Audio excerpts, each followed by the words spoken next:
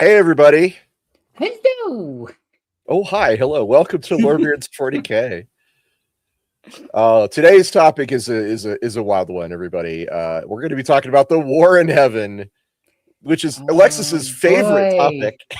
the war in heaven. Okay, Ross, which one are we talking about? Yeah, well, we're going to talk about all of them because there's basically four different accounts of what the war in heaven actually is. And I want to warn you guys ahead of time. This is one of the most obscure, strangest, most Constant fragmented. retconned. Yeah. So between all the constant retcons and the fact that it's like just little tiny lore snippets scattered about throughout 40K from the very beginning to now, it's gonna get weird, and we're gonna say stuff that you're gonna think like, what? Oh, Godzilla Rex says the war in heaven is like the war on Christmas. Honestly, the Really? war on Christmas is far easier to understand. So what I'm trying to say is I'm putting a caveat out there to begin with. A lot of the stuff we're going to say today is related to a whole bunch of different accounts, including sources that are highly questionable. Yep, like that And door. well, I mean, novels, background books like Xenology, which, oh my God, Xenology never referenced that book because almost everything in it is wrong. It's going to get wild. And Xenology would be a good book if it came from like an imperial perspective, but it doesn't. It's a book trying to explain the universe from outside the universe, and that annoys me. That's why that book is so bad. well, it's not the only reason. Oh no, Eldar poop crystals and fungal balloons are probably the reason. Let's just, it's wild to me that people are still consider Xenology a very popular background book. I don't get it because, well, anyway, I had the head of IP at Games Workshop tell me that book should never have been published, and nothing in it was true. So, eh. Anyway, so caveat out of the way, War in Heaven is going to get really weird. We also have to preface that okay. So, Necrons have been retconned 5 different times, and they've been retconned in 5 major ways.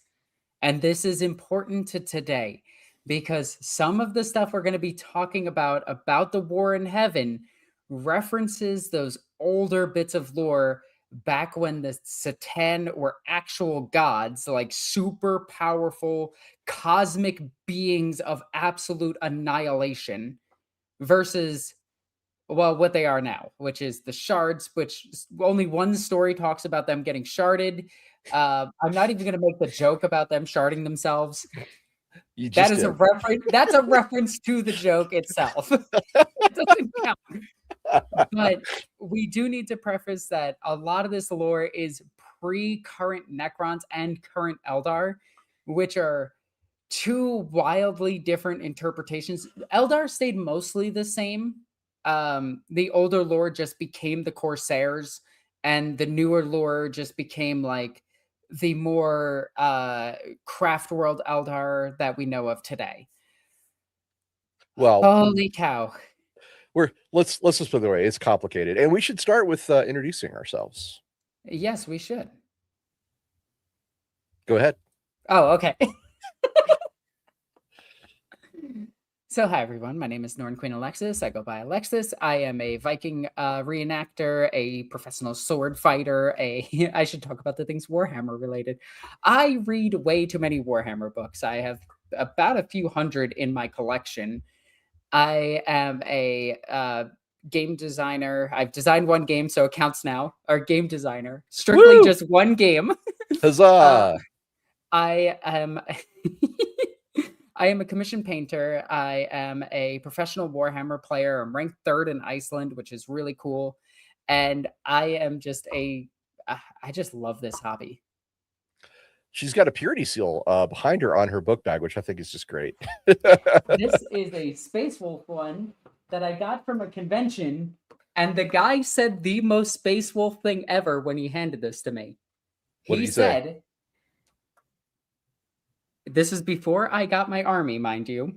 He said, "The call of the wolf is upon you," Nice. and then left. Oh, that's And I was like, beautiful. I was like, huh. A couple years later, now I have a Space Wolf army. But Ross, who are you?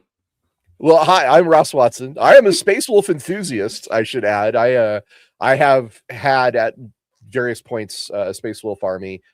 13th Company is my particular Space Wolf flavor, but yes, I'm a big Space Wolf guy. Really, though, in the real world, I am a game designer and author, and I have done a whole bunch of stuff for Warhammer 40K, including the vast majority of Warhammer 40K roleplay at this time, and several 40K video games, including the t-shirt, by the way, I'm wearing today is from Regicide, which was a game nobody played because it was basically 40K battle chess, but I wrote a single player campaign for that damn game, and I'm still proud of it. Anyway, yeah, War in Heaven. This is going to be a wild topic. Before we do that, I see one comment, and I want to address it really quickly. This crazy Micah. that the Viking enjoyer likes the Vikings in space.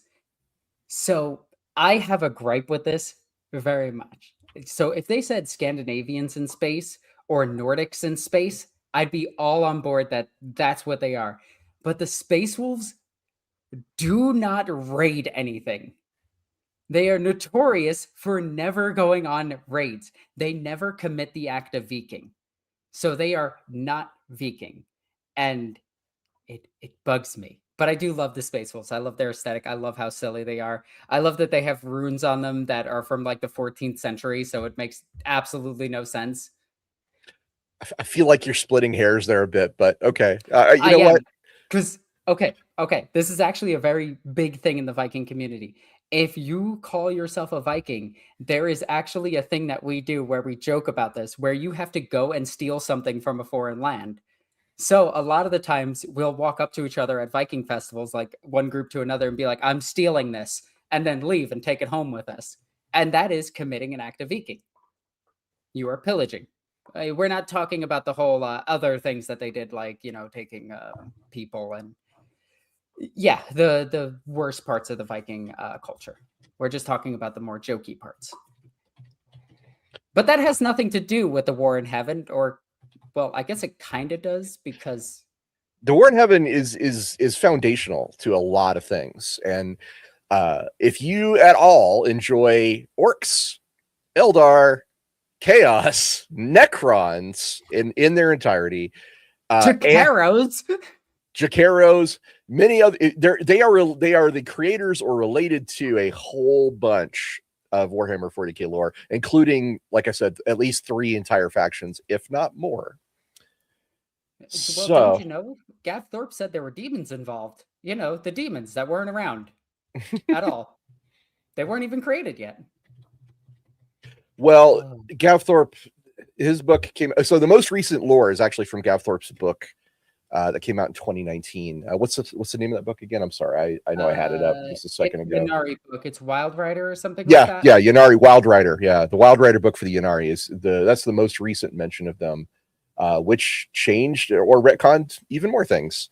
So, but let's start with the most basic. Enslavers. Right, and the Enslavers. Why don't but we that's start? Only in one story. Well, I'm an Enslaver fan. I use them as part of the lore for the background of the Storm Wardens, which was the Space Marine chapter I created.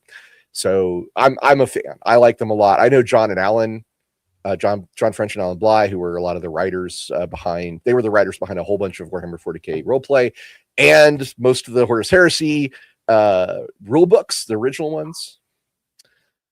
Micah says this is true, by the way. Micah says the book was so good it got the Ynnari series canceled. Oof. I love it. Oh. All right. So here we go again. The War in Heaven. It is one of the most significant events in the entire lore, but it's also one of the most layered because there's at least 2 distinct but slightly connected narratives and 4 different versions of what actually occurred. The first is the first of the 2 splits. The main 2 is a galaxy spanning physical conflict, a war between the Necrontyr, which is the old name for the Necrons, the pre-robot Necrons, and the Satan, which were star gods, and I will summarize each of these later, and the old ones. And this was fought approximately 60 million years prior to the 41st millennium. 65 million years, because GW just watched Jurassic Park when they wrote this.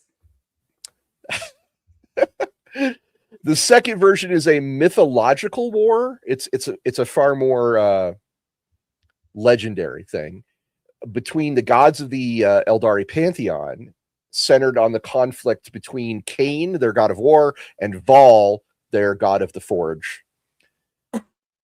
Then go ahead. It is always weird to me that the avatar of Cain spells his last name. It spells his name wrong. Like, it just bugs me.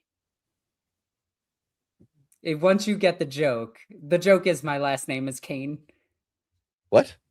Yeah, my last name is Cain. K-A-N-E. I honestly had no idea. And you know what the best part of it is? O'Kane is the Irish word or Gaelic word for battle. Huh. So the avatar of Cain is the avatar of battles. War. It could also mean murder. Of course, because Cain is the first murderer according to the Bible. Yeah. Interesting stuff there. There's the Rise of the Ynnari Wild Rider book introduced the third major split of the Horde Heaven, which introduces the idea that chaos was active during that era, 60 million years ago. And that the early Eldari and Necrontyr, they briefly allied against a demonic incursion before their own war began, which is very problematic for a lot of reasons. Yeah, but those are the... Go ahead. They didn't exist. They weren't there. So that's the big high overview of everything. We should probably say, let's talk about who the old ones are. Yeah, we have to set up some setup for this. Yeah, because the old ones don't have models. So the old ones are one of two things, because this has also been retconned. So the old ones were originally the Slaney, the space frogs from Warhammer Fantasy. That was the joke. They were just space frogs that could create life and create world engines and create all of this crazy stuff. They've ruled the galaxy. Okay? They had galaxy spanning empires. They can move stars. They can touch planets and cause black holes. They were super powerful. And then in more recent lore, it was a collective of different species that also included the Slaney, who were called the Old Ones, and they created life. The Slaney also created life. They created all life in the galaxy, but didn't create the Necrons or the Necrontyr, and we don't know where they came from. That's like one of the older points of the lore that was significant for a minute, and then it wasn't. Yeah. I was at one point I was told from one of the designers of Games Workshop that the old ones had designed or uplifted majority of the species in Warhammer 40K, and specifically it was mentioned to me that the Tau were not created by the old ones as a specific example. I don't know if that's still true. That was, almost 20 years ago at this point. So lore changes. Like Games Workshop could publish something tomorrow that is different than everything we're about to say. So yep. What we're talking about is is the lore as it stands today, March 7th, 2026. Yes. So now you might be asking yourself, why did the Necrontyr go to war with the old ones?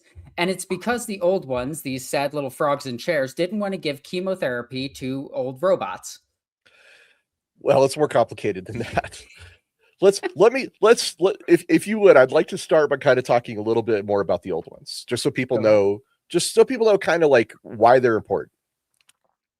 The old ones are they're the most ancient and the most powerful civilization in Warhammer 40K's history. They were cold-blooded, they were near immortal, psychically gifted, probably reptilian. And they shaped the galaxy tens of millions of years before the rise of humanity. Their story spans multiple codexes, novels, supplementary books, and because Games Workshop keeps them deliberately mysterious, which I think is probably a really good move on their part, frankly. Yes, it is. It generates a huge body of fan speculation. The old ones were probably the very first sapient life in the Milky Way galaxy. They possessed unrivaled mastery of both advanced technology and psychic powers. And they were effectively lords of both the material universe and the immaterium, the warp.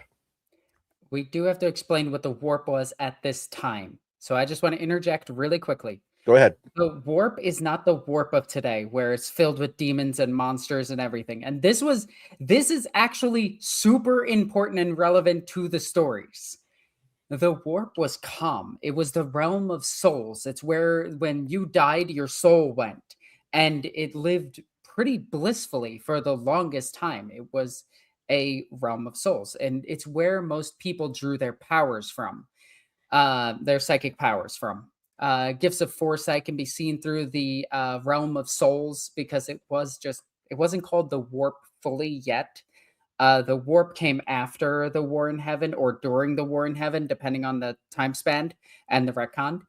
But at the time, the realm was very, very calm and in itself had its own creatures that may or may not have come from the material realm and then gone into it and then fed upon the souls and then came out. But they were living creatures. They were no demons as of yet. That's the important part of this story is demons, though they technically always exist once they are born, they were not a part of this story right now. But according to Gavthorpe, they were, which annoys me. But the Realm of Souls was nice and calm until the actual War in Heaven started, where the realm started getting more turbulent and people were dying with horrific thoughts in their minds, thoughts of murder, killing, and the whole thing just got crazy. Think of like a storm. You're in the ocean and there's a storm happening. Everything is going crazy and everything, and then these thoughts are forming together and they're creating the Chaos Gods. They weren't the Chaos Gods yet. Those thoughts were just being made together, but they weren't Chaos Gods just yet. That didn't happen until, well, Human Empire, which is kind of weird. Well, it's again, that's complicated of an answer as well. It gets very complicated because the Eldar created one of the gods, and there was no human involvement in that whatsoever. So yes, suffice to say, and the Chaos Gods can exist in weird. The warp in the Immaterium works weird with time, so they may have always existed. Anyway, it gets really complicated. So that's the Realm of Souls, and then it became the warp. Okay. All right. I'm trying not to freak out about all this. I get you. You know what? I do want to go back really quickly to the thing about Vikings and Space Wolves. Yes. Logan Grimnar's axe is something he stole from a Chaos champion and then reforged. Yes, he committed an act of Viking. Well, he's the head of the Space Wolves. He's the current chapter master. So, I mean, by association, Jarl. I think by association, they're all actually Vikings. So there you go. But moving on. Yeah. Although Viking is used as a people because technically it wasn't just Scandinavians. We have Irish Vikings. We have a whole bunch of different peoples from all over the world that committed the act of Viking. And anybody who just got on a boat and raided somewhere else was considered a Viking at the time. They all had like derogatory terms, and that group of people is formed together, which is now the Vikings, just like how the Celts are all a bunch of different groups that got formed together, and now modern historians call them the Celts, but all of them didn't identify as the Celts. The Celts were like one group and all of that, but that's a whole nother story. I really like history about the Celts and the Vikings. Oh, well, 100 different tribes in trench coats is basically what we're talking. Yeah. The Varangian Guard, by the way, makes the Vikings also Middle Easterners. Yep. From Byzantium. Anyway, moving on.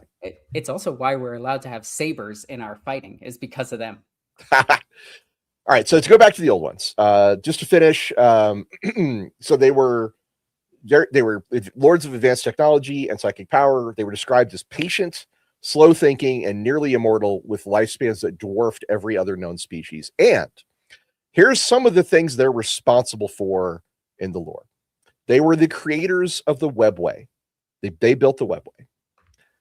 They seeded life across thousands of worlds and are credited with creating or uplifting the Eldari, the orcs, which at the time were called Krorks, and that's a slightly different species we'll need to talk about. The Jakero, the Knib, the Hrud, and the Rashan, and possibly early primate ancestors of humanity. In the first edition, the Rogue Trader edition of Warhammer 40K, they were called the Slann. And there was a image by John Blanche called Slani, which was in, I think, the third edition rulebook. So there's strong associations with the Slann as an amphibious alien species, very, very similar to the Slann of the old world. And more recently, the Slann have been reframed as servants, descendants, or degenerate remnants of the old ones rather than the old ones themselves. That's a lot. Do you want to read some super chats? Yes, let's go ahead and take a slight detour and read some super chats. Woo, Biofoot. It's always good to see Biofoot. War in heaven equals fishmen. In scaly ships they sail. Of course it's a fishman reference. Love it. Thank you, sir. Sarkatar says, unrelated, but has Ross ever read the web novel Worm? He has done superhero RPGs, so has he read the best superhero fiction? Sotek sometimes mentions it. I have not. The web novel Worm. Okay, I'm going to have to put this on my radar because I do love superhero fiction. One of my favorites is the villain cycle from Drew Hayes, which starts with the first book called Forging Hephaestus, and it's amazing. Highly recommend that for anybody who likes superhero fiction.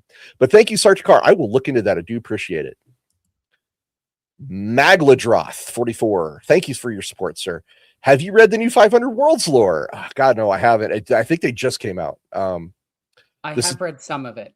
Do you have it? Do you own the books? I don't own the books. I've just read a few pages of the actual lore, but it's very, very, it's very rushed, and you can tell it's very rushed.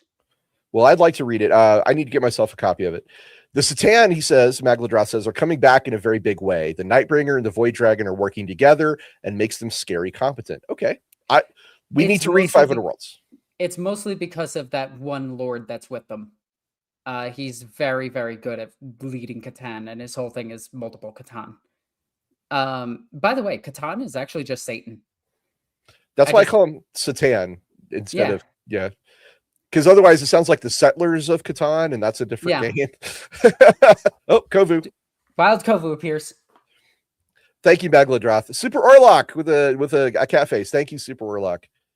Oh, but I will talk about that point a bit more, and it's because those Nightbringer and Catan shards, the Nightbringer and Void Dragon, thank you, Brain, are more powerful because he's actually getting more and more pieces of them together. So it's getting a little crazy. Also, Super Orlok with a kissy face. Stephen Lucas, 8836. Thank you for your support, sir. Get why the elf god parable pits Catane versus Vol. Kane is now popular, where Vol would make an army of robots. I don't know, would he? Maybe. With Vol ended as Kane's personal smith. Possibly. We need to do a whole show on the Eldari gods because they're awesome and cool. And we're going to be mentioning all of them in this one. We're going to be mentioning them today. So, yeah, we need to do a show on them. But thank you for that. I do appreciate it. Skatari Boy. Always good to see Skatari Boy. He says, how many wars in heaven are there across the Warhammers? Well, 40K has 4 different versions. Don't ask me. Include Rog Orcs. It's 5 if you include Wog Orcs. I don't know how many there are in Warhammer Fantasy. That's a question for Ryan and Sotek, but I imagine there's at least a couple. At least a couple. So let's say a minimum of 7. Ricardo Andre, my debate partner. Welcome back, sir. Try and make a cohesive story of all this mess, please. Okay. We're trying. We are really trying. I think that's going to be our goal, is to try to figure out what is and isn't what actually happened. Yeah. Yeah, Skatari Boy's like, there's 4 of them in just 40K. Oh my God. Yeah, it's true. 5 if you include Wog Orcs. But Wog Orcs is very much a an orc book from orc perspective. All right, so I'm gonna try to summarize the Satan because we're talking about the Satan. So people out there, who are the Satan? They're an ancient race of star-feeding energy beings, star gods. Fart clouds in space. They allied with and then enslaved the Necrons here, only to be shattered into imprisoned shards by the Necrons long before the 41st millennium. Official lore paints them as apex masters of the physical universe. Some fan theories say that they're like secret machine gods, Eldar god counterparts, hidden manipulators of current factions. We're not sure. They've gone through a number of retcons as well, but they began as formless stellar predators that fed on suns until the Necrons here forged necrodermis bodies for them, for the Satan. That's one of the reasons Satan allied with the Necrotyr in the first place. They wanted bodies. They wanted to be physical. And this made the Satan focused conscious entities. They discovered the superior taste of mortal life force. I know this is going to sound great. This is going to sound so great. The most famous Satan are the Nightbringer, who is a death-obsessed reaper, the Deceiver, who is a manipulator and a liar, the Void Dragon, who is a master of machines and energy, and the Outsider, who is a deranged madman cannibalizing his own kind. There's also several others, but they're not really that important. Well, there's the Flayer one and a few others. I said the most famous. I stuck to the big ones. And technically there is the Transcendent Catan, which is just a mix of Catan shards that makes the Transcendent. I figured somebody's going to ask, so I'm trying to beat them to the punch with that one. Yeah, there's a model for that guy. So, I mean, that's fair, right? There is a model for him, I think. He is one of the hardest models to buy because you have to buy the Obelisk, which is a super heavy vehicle that is absolute garbage to get the Transcendent Catan. And I just introduced people into buying D&D ghost models to represent them. Professor Shep says the burning one is also more recent lore. Yes. Again, I stuck to just the big ones, guys. There's more. There's many more. I want to be really clear. In fact, originally there were the 9. Some of them had names, but only 3 of them were important. So the Necrons here turned into the Necrons through a process called biotransference, and we're going to talk about the Necrons, I promise you. And after this, the Satan led them in a war called the War in Heaven against the old ones and their younger races. They harvested entire civilizations and extinguished stars as part of this deal. But eventually the Necrons rebelled. They were unable to truly kill the Satan, so instead they shattered them into countless shards. They sharded them, as Alexis likes to say. They sharded themselves. And they bound these shards into what are called tesseract labyrinths, which allows them to use the shard as like a weapon or a battery rather than some sort of sentient god. In the current era, Satan can only really exist as shards. Like they're not gods anymore. The shards are extremely powerful, but they're limited because, I mean, they're still extremely powerful. They can warp reality, they can drain life, they can annihilate matter, but they lack the full cosmic omnipotence that they once possessed. Yeah. So that's them. All right. Let me see. Trying to find where I had the Necrons. Okay. Well, yeah. You may be asking yourself, wait a second. Weren't the Catan always gods and never have been shattered? You're right if you played on 4th edition, because in 4th edition, they were never shattered. I just want to bring that up because it's really funny. That is a retcon. Oh, there's a lot. All right, so the Necrons themselves. Who are the Necrons? The Necrons are an ancient undying empire of living metal skeletons. They're skeletal. I mean, they're not technically skeletons. They just look like skeletons. Tomb Kings in space. Basically. They were once mortal beings called the Necrontyr. They were transformed into the Necrons by the Satan, and they're now in the current era of Warhammer 40K, the Necrons are sort of reawakening to try and reclaim the galaxy that they helped ruin 60 million years ago. The Necrons began as the Necrontyr, which was a short-lived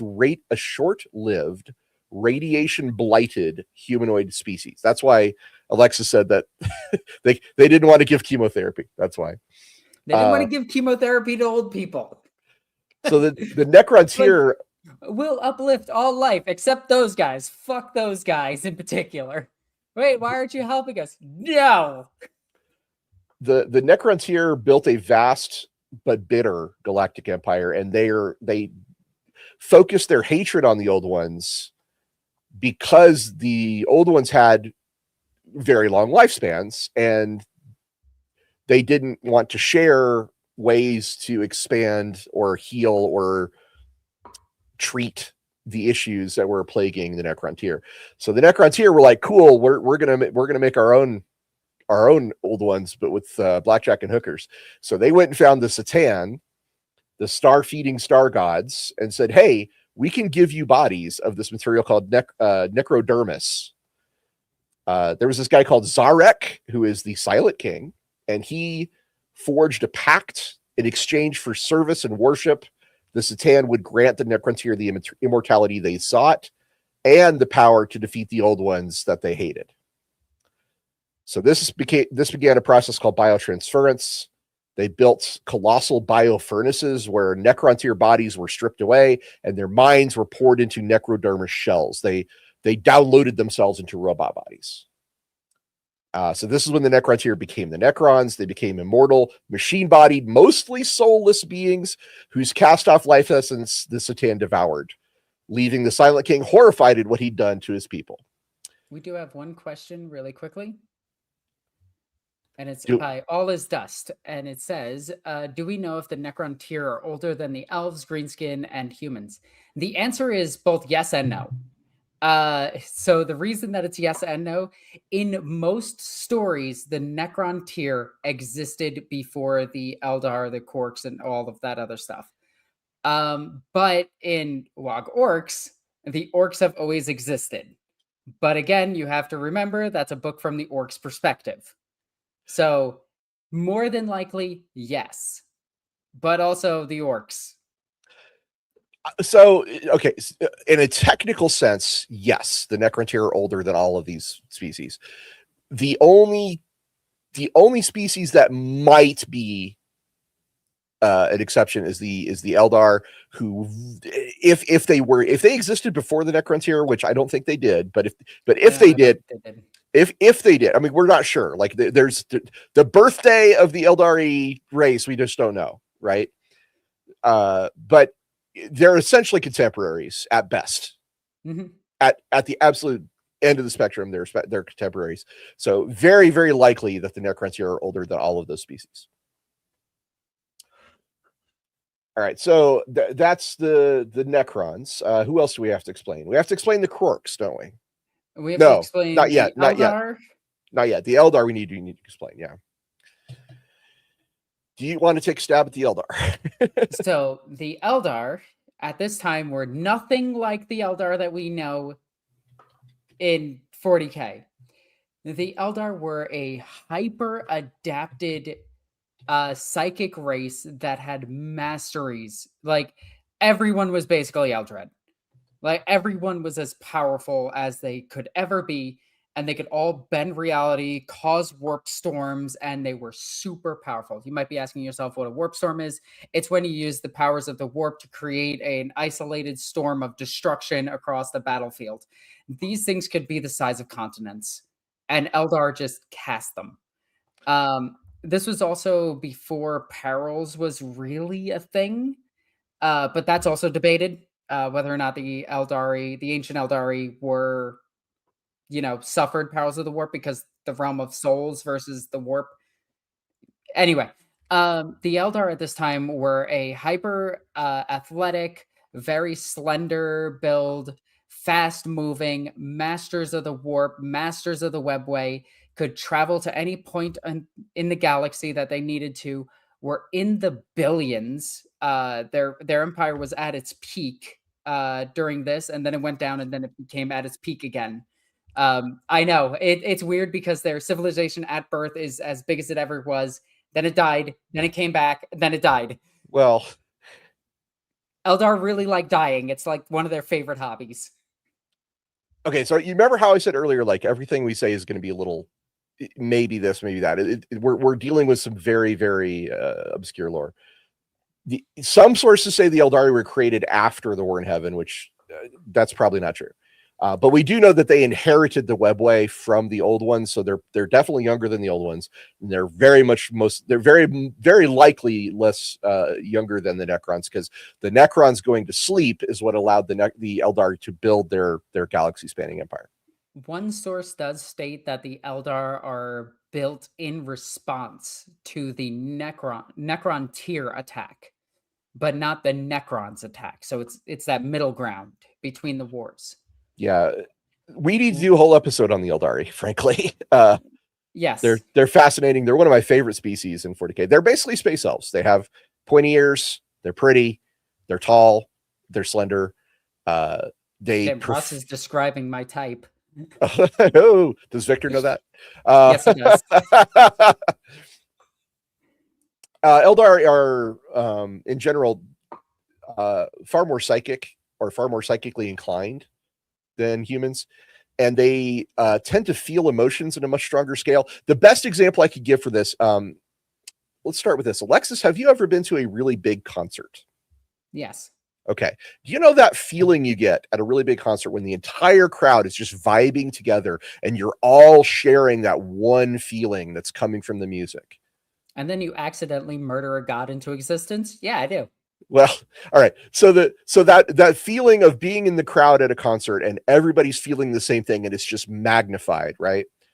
That's what Eldar feel all the time. That's like a baseline Eldar emotional state. And they can get higher and lower than that. It can, and so the Eldari can feel things more intensely than humans, and they tend to get mono-focused, or at least they do tend to fall into a mono-focus on a particular thing, aspect, way of life, however you want to put it. They had super ADHD. No, not super ADHD, super autism. They're just hyper-focused on one thing. A little bit, yeah. By human standards, every single Eldar is a pretty decent psyker. Just let's put it that way. They have very high technology, and they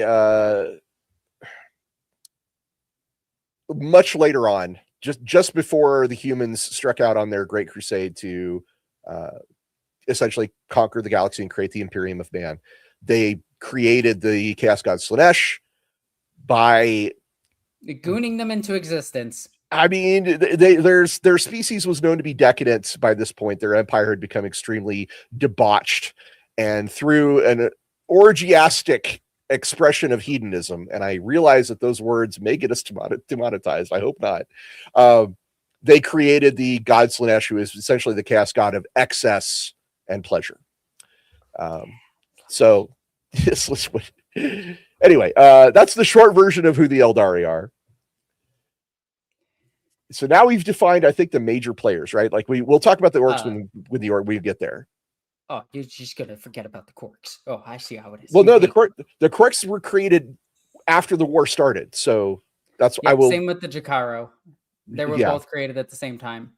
Oh, the Jakaro. I would love to talk about them at some point for a whole episode. I don't even know if there's enough lore for a whole episode. They just kind of exist, and people poke and prod them until they make things. So now that we've introduced all of our players, at least the majority of our players, you're forgetting a couple of big heavy hitters. Who are we forgetting? The Eldar gods. I thought we would get to them when we get to them, because I was going to start with the Necron tier version of the War in Heaven. We could have done the orc version of it. It's really fun and short. All right. So I think we do the Necron one first, because I think that is the one that's probably the closest thing to what actually happened. But before that, we do have a couple of super chats. So, it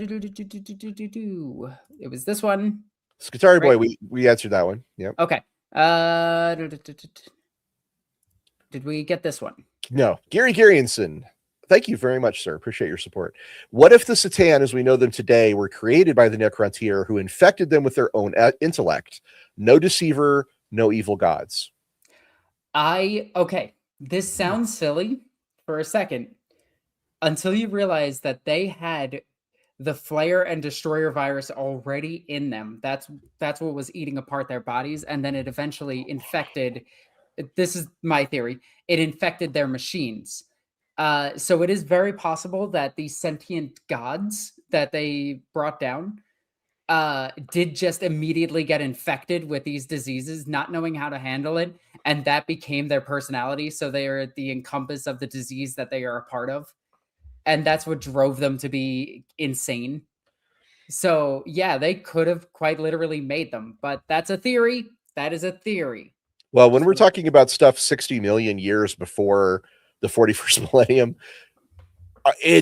we're talking about myth and legend. I mean, even so the Necrons who are awakening now in the lore were awake then. So they're the best source for information, but they are very biased about their viewpoint, their perspective on the whole thing. So also, some of their memories are just collapsing. Like a lot of them can't remember certain events. Probably helpful for Games Workshop writers, I'm sure. Oh yeah, especially when you introduce time travel, and then there's just certain moments in history that you can't time travel to. Which is weird that Belisarius Cawl went back and saw the War in Heaven, which is another gigantic retcon because that's a point in time that's protected by the Chronomancers, which means that no one can time travel to that specific moment, but Belisarius Cawl did, which means that he could have rewrote all of everything in the history of forever, and he just chose not to. He did. I'm going to quote the doctor here. It's a big ball of timey-wimey stuff. Anyway, Gary Gearinson, I just wanted to say it's not a crazy thought. It's actually a really interesting idea. I really love it, and thank you for bringing it up. It's possible. It's certainly possible. That's all I can say.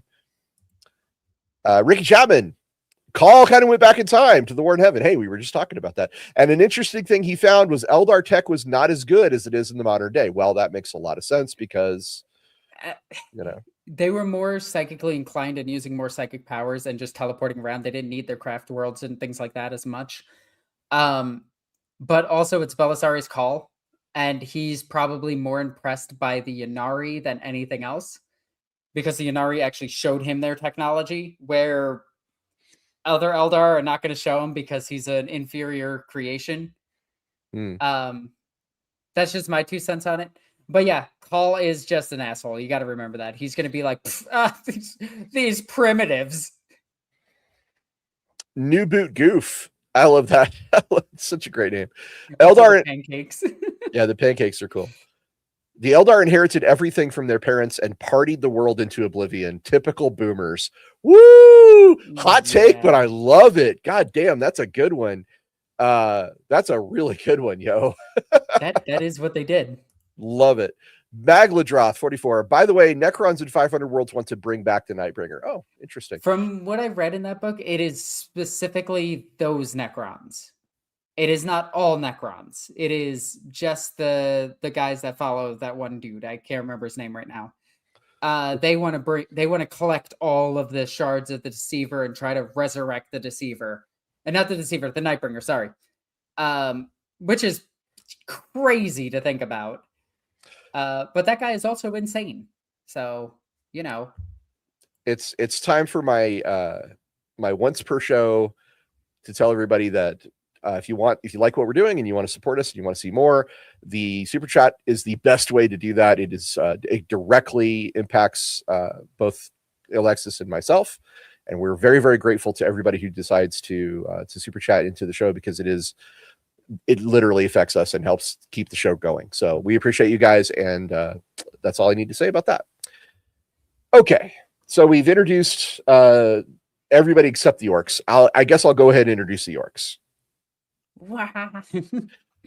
In the current era of Warhammer 40k, orcs are, well, they're space orcs. They're green-skinned, war-obsessed, somewhat fungus-related species. They exist only to fight and unleash endless wogs, which are essentially crusades of orcs who want to just fight everything across the galaxy.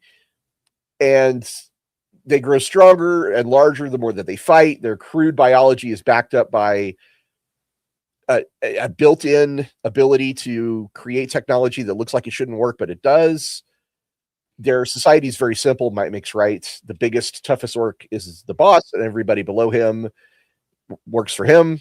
The more orcs you get, the bigger the boss. The more orcs you get, the more intelligent they are. To a degree. They're still very. They're called the Beast. Like that's their kind of appellation in Warhammer 40K. So they're kind of brutish and savage, but they are unmistakably intelligent and cunning. They can surprise everyone every now and then. Oh my god, I have to bring up something from the Beast Arises series, and I hate it. Not an attack mood. No, but actually, probably. But the War in Heaven encompasses all of the dumb things from the Beast Arises series. Their gods are called Gork and Mork that embody brutal cunning and cunning brutality. They reflect the orc ideal of being both smashy and sneaky in war. I think that's the short version of who the orcs are. We do have to talk about the Brain Boys.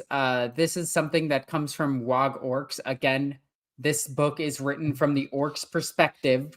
Keep that in mind when you talk about second edition orcs, because also it's super early. Like this is 1980 something. It's very, very early orc lore. Yeah. So in that book, Brain Boys, or the Quarks, it's heavily theorized that these guys were the Quarks, and they didn't get big. That was the thing. They were just beaten into submission after one orc realized he was bigger than the other one, thus he should be in charge. And that's how all the Brain Boys died. And they might have just been Grots. So yeah, that's why Grots is smarter than orcs. Well, the current thinking is that the Brain Boys may have been the old ones, and that the Krork, the current thinking is that the Krork, which was the proto-orcs, were created to fight in the War in Heaven by the old ones, and Krorks are far more larger, savage, strong, intelligent than current orcs. The thinking is that the current orcs are very degenerated versions of Krork, whatever they were. According to the lore, they were hardy, green-skinned warrior giants created to defend the final strongholds against the Necrons, the Satan, and the Enslavers, which we also need to talk about the Enslavers. Krorks were vastly bigger, tougher, and more disciplined than modern orcs. They were intended as ultimate shock troops in a galaxy-spanning war. After the war, with the old ones gone and unified command, no single great enemy, the Krorks' built-in drive for constant war turned inward. They fought each other until their empires collapsed, their bodies diminished. Over time, they devolved into these smaller and more anarchic orcs of the current era. That's the current thinking. So now we've introduced the orcs. Please talk about the orc version of the War in Heaven. Okay, so the orc version of the War in Heaven. Wow, okay, good. Camera's back. The orc version of the War in Heaven is very simple. The stuff was exploding. Again, keep in mind, this comes from pre-current Necron edition. This is 4th edition Necrons. This is just when Necrons became Necrons. They were still slaves to their old ones. The Silent King didn't exist yet. So yeah, just keep that all in mind. The Catan were actually the ones just fully in charge. They were waging war against the unified orcs and Eldar, or as the orcs called them, the Pansies, because that is the orc name for Eldar. They call them Pansies or pointy ears. The Eldar, they didn't like the way the Eldar did war, because to them that was not proper war, and the orcs did it correctly. And then when they brought their god, which was this big guy wielding a scythe, Gork and Mork came up, and Gork punched him in the face, and Mork hit him from behind, and they shattered him into a million pieces. By the way, this is the first time the Nightbringer has ever been recorded as shattered, and it was in the Orc Codex. And because of this, because they killed the god of death, orcs do not fear death at all. And then afterwards, the fighting just kept going. So the orcs just kept fighting. They just had more pansies to fight than anything else. But yeah, that's pretty much the orcs' version of the war in heaven. They just killed everything, including the god of death. Just orcs. They eventually did kill the Corks. They killed the Brain Boys. They killed everything. They beat the Grots into being smaller. And then they just started spanning the galaxy, just looking for the best fight. So Wog the Orcs, it describes the Orcs as biologically engineered warrior species created by an incredibly advanced, long vanished race called the Brain Boys, which this is why people think they're the old ones. Yep. Who designed them as the ultimate survivors and fighters for a great and ancient war. The Orcs, well, I think we've covered that. So the reason I wanted to start with the Necrontyr version of the War in Heaven is it's the most extensively documented one. The Necrons have been talking about this war since 2002. The 3rd edition Codex Necrons, the very first Codex Necrons. And it was later talked about in the 5th edition Codex and the 9th edition Codex. Details have shifted, but the core narrative is the most consistent we have about the War in Heaven. So according to the Necrontyr, or the Necrons, the old ones were the first great civilization in the Milky Way. They built a network of interdimensional portals. This is a precursor to the Webway. It's not the Webway. And through this network of portals, the old ones seeded and guided life across the galaxy. They created or genetically advanced species like the Eldar, the Krorks, the Slan, the Chikaro, and others. The Necrontyr, they were born under a baleful, radiation-heavy star in the Halo Stars region. Hey, Halo Stars, always good to see them. The Necrontyr's lives were brutally short. They were riddled with cancers, radiation sickness. Their culture was defined by death. The living were considered temporary occupants of tombs, cities built for the dead. So when the Necrontyr eventually expanded into the wider galaxy, they encountered the old ones and they were consumed by jealousy because the old ones were immortal. What the Necrontyr did have is they had this living metal called necrodermis that they had designed. And the Necrontyr were like, hey, we would like you to share your secrets, especially your secret of eternal life. The old ones were like, nah, we're good. And that's when the Necrontyr took that personally. Very, very personally. One of my favorite thoughts of this whole thing is like they're uplifting all the pretty species and everything, and they look at the Necrontyr, and the Necrontyr are like, hey, could you help us out? And they're just like, ew, go away. The Necrontyr had these wars of secession where they were kind of being broken apart, but the Silent King had a group called the Triarch. Or no, sorry, the Silent King was the Triarch. He declared war on the old ones, and he used the promise of immortality and a hatred of a common enemy to unite his people. Weird how timely that is. Yeah. God, that doesn't sound like the U.S. history at all. So the Necrontyr, despite their advanced science and technology, they were thoroughly outmatched by the old ones. The old ones, they not only had their portals, they also had the Webway. And this gave them an insurmountable mobility and communication advantage. The Necrontyr were basically pushed back to the galactic rim and largely forgotten. Their unity was shattered once more. Another round of wars of succession erupted. And desperate for some sort of weapon against the old ones, the Necrontyr discovered the Satan, these ancient energy beings inhabiting dying stars. I just want to interject really quickly. In some stories, it was the Deceiver that approached the Necrons first. Yeah, I was just getting to that. I was literally just getting to that. Yeah. And as we said, the Necrontyr, they forged bodies for the Satan out of their necrodermis as the hook. This is what we will give you if you help us. You think they would work on like chemotherapy and things like that, but no, this is space magic cancer. So doing this, creating bodies for the Satan are like, oh, now we're aware of the richer energies of living beings compared to the energies of stars. And now we have an appetite for that. Souls are so much more tasty. The deceiver is according to some lore, the deceiver Mephroton is like the name that they gave him. He approached the Silent King and said, "Hey, there's this old, we fought the old ones before." And Orican, which was the court astrologer, he said, the diviner. Orican the diviner. He said this is not going to bring this will bring us glory, but it will destroy our souls. I do want to interject here too. In the book, what's the romance book? The Necron one. Infinite and the Divine. Yes. In Infinite and the Divine, Orican has a very hard time recalling any memories from this time period. Orican's warning was dismissed by the Silent King. He was like, whatever. Shut up, nerd.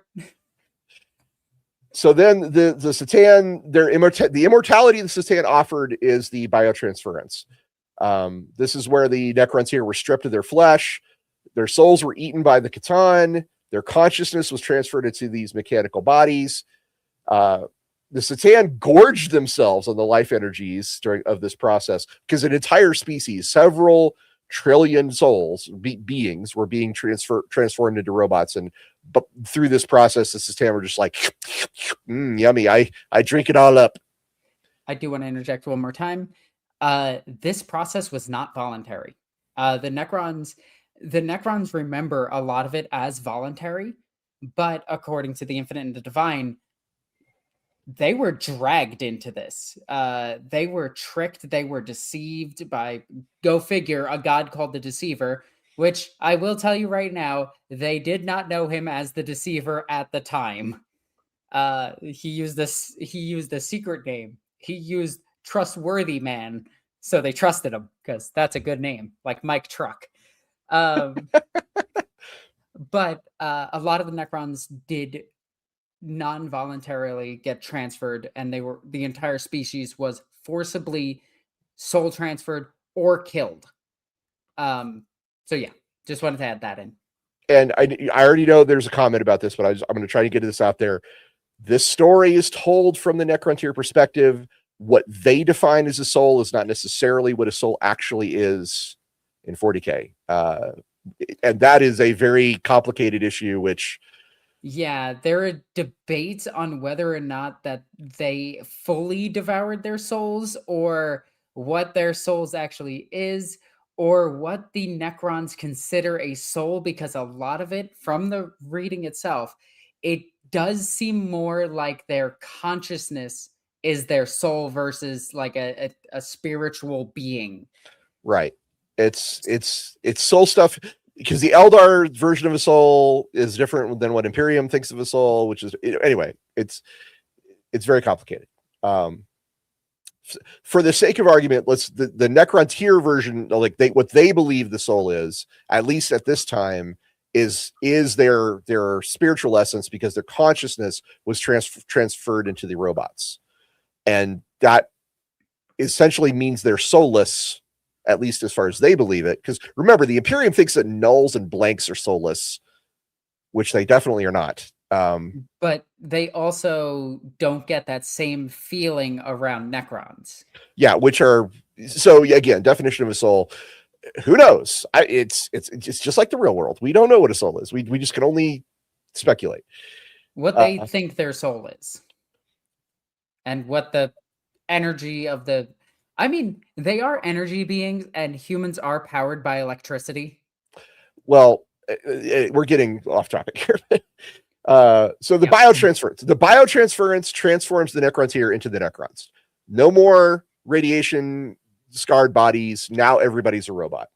And as part of this process, there were command protocols put into the Necrons that gave the Silent King total obedience from his subjects. And only the most strong-willed of the people retained their original personality. And sometimes only fragments of that.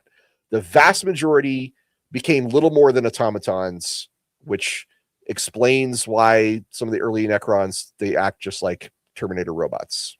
Yep. So now there's a lot going on here. So now they've got the Satan backing them up. They got legions of immortal soldiers. The Necrons get back into the war with the war in heaven. They raise planets. They extinguish suns. The whole star systems are devoured by black holes summoned by the Satan. The Satan are so powerful they can move entire solar systems. They can readjust planets. That's how powerful they were. They weren't teleporting things, but they were transfusing matter, which is crazy to think about. They could affect space-time. They could affect your energy within your body. They could pull it out if they really wanted to. They could affect synapses in your brain. They were so powerful. And the Necrons were just like, yeah, this is a good idea. So one of the Satan was called the Burning One, and he taught the Necrons how to breach the webway using these things called dolmen gates. And this turned the Old One's greatest advantage against them. The Old One's younger species, which was the Eldari, the Krork, and others, were harvested to feed the Satan's hunger. Meanwhile, the Satan began fighting amongst themselves.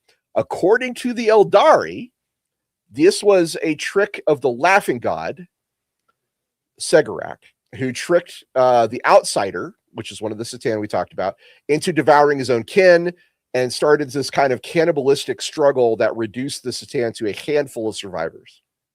I do want to interject here again in third or fourth edition Necrons. I forget which one. The earliest version of the Necron Codex.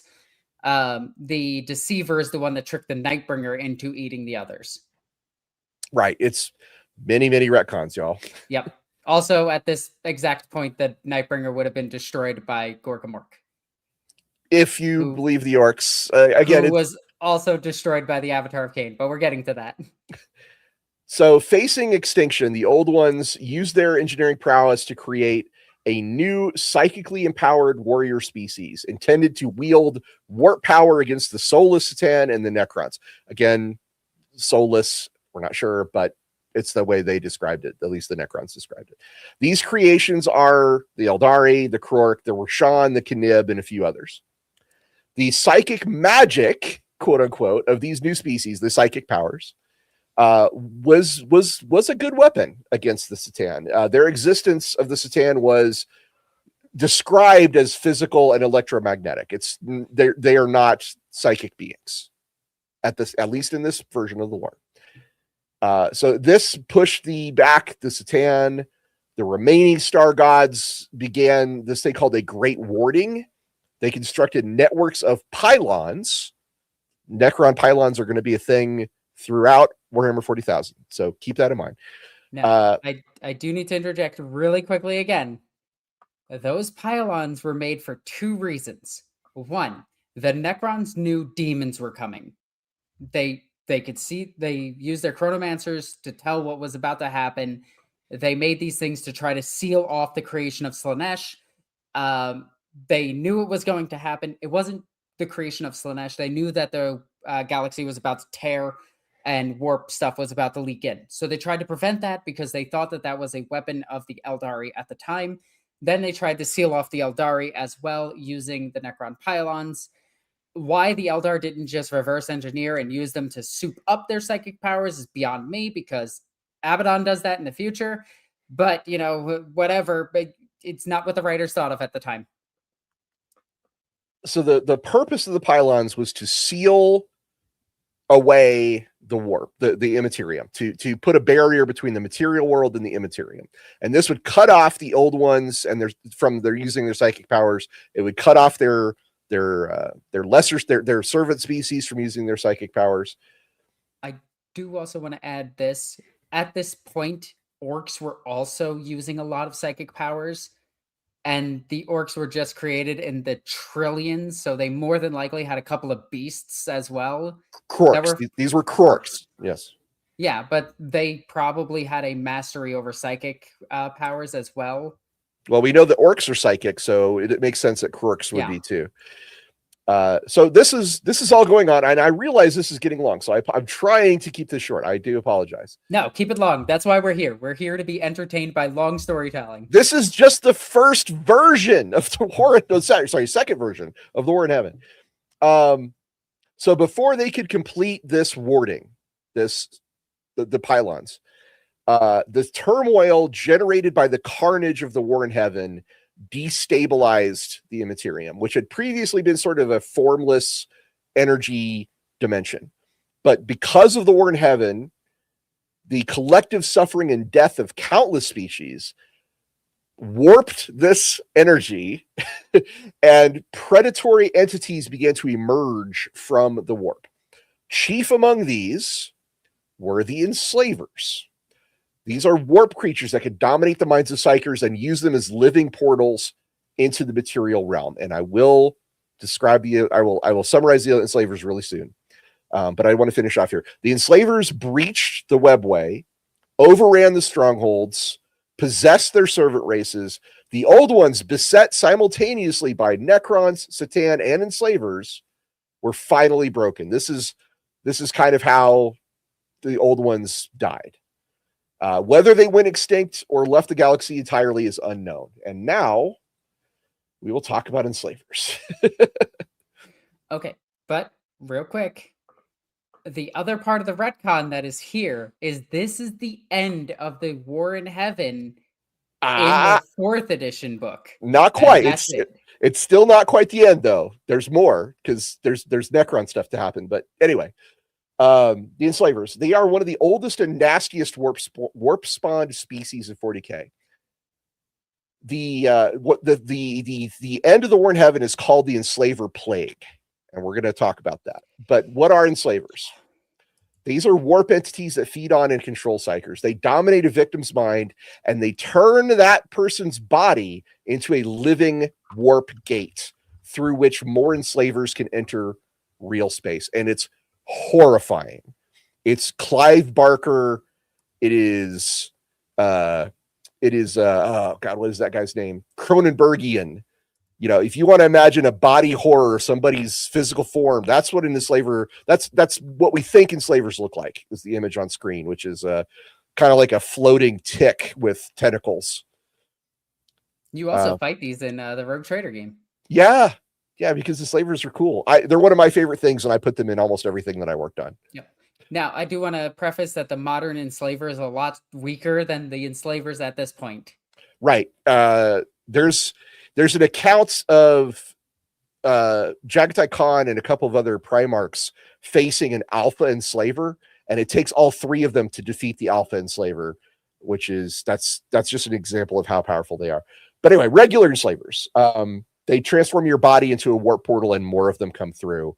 The thing about the enslavers, they don't need the warp to be thin to do this. Demons need some sort of way to come across the Immaterium, but enslavers can just do it with any psyker. Any psychic connection can become an anchor point, which makes them extremely hard to contain when they start spreading. And a breakout of enslavers is considered a very, very bad thing in Warhammer 40k. And there's a lot of very bad things in 40k, so let's be clear.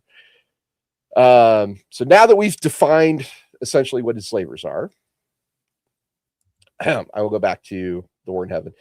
So the Enslaver Plague wipes out the old ones.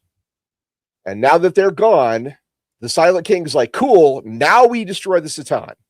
Because they were not happy with being forced to become robots and all their souls eaten. And the Silent King had been biding his time this whole period. He'd been biding his time, knowing that the Necrons could not fight both the old ones and the Satan at the same time. But now that the Star Gods were weakened and the old ones were gone, this was the chance. So the Necrons turned their God Killer hyper cannons, which I'm not, just the name of that thing is wild. These are weapons so terrible that the Silent King later erased knowledge of them from all of his warriors. He used these weapons against the Satan, and that's that they couldn't turned out that the Satan couldn't be destroyed. Go ahead. So these are the weapons that I believe Trazine has one of them currently, the only one that's like functioning. These are the machines where you poke a button on a screen and a star dies. Like, it just dies. It is gone. It explodes. That's how strong these things are. We actually did the math one time of how strong this weapon would have to be, and it was insanity. It is enough to destroy an entire system and actually make a chunk of a galaxy just turn black. It's crazy. So the Satan, it turns out, could not be destroyed. They were woven into the fabric of reality itself, at least according to the Necrons. So instead, they shattered them into these thousands of smaller shards, each retaining the personality of the whole, but at a much reduced power level. And then they imprisoned these shards within a multidimensional tesseract labyrinth, which sounds awesome. I would love to see this. It's the obelisks. Well, the obelisks are, anyway, maybe. So this rebellion cost millions of Necron lives, destroyed the entire ruling council except for the Silent King. And so the Necrons were now free, but they were exhausted. It was a Pyrrhic victory. And the Eldari were rising to dominance in the wake of this. I guess the orcs just kind of got bored for a moment and just let them. Well, the orcs were probably pretty bad, killing the old ones, and they were probably fighting enslavers and all the. I mean, fighting each other. Who knows what the orc were? But according to what the Necrons say, it was the Eldari who were rising to dominance now, and the Eldari hated the Necrons, just hated them. Yep. Because the Eldari were aligned with the old ones, and the Necrons were aligned against them. And so it's historical, and I'm sure the Eldari had some sort of.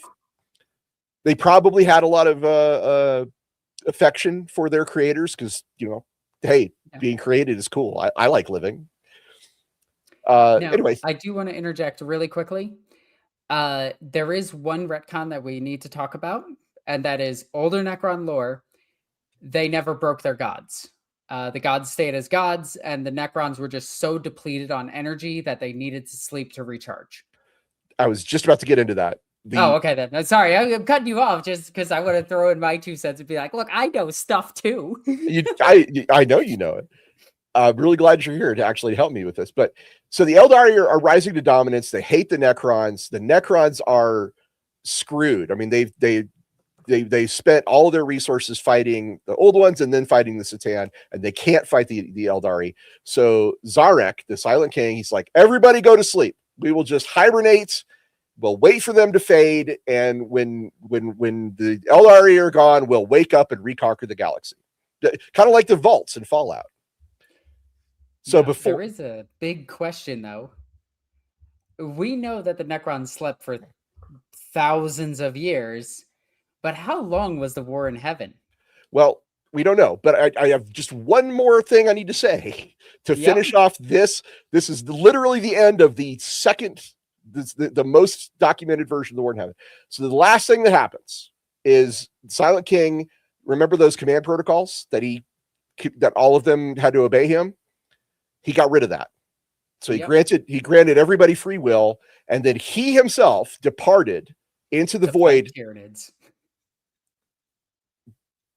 That's what is believed, is that he went off to fight Tyranids. And that is the end of the most documented version of the war in heaven. I'm exhausted. I'm so tired. So a few things to add to this. There are a lot of speculation and a lot of things that happened during this war in heaven.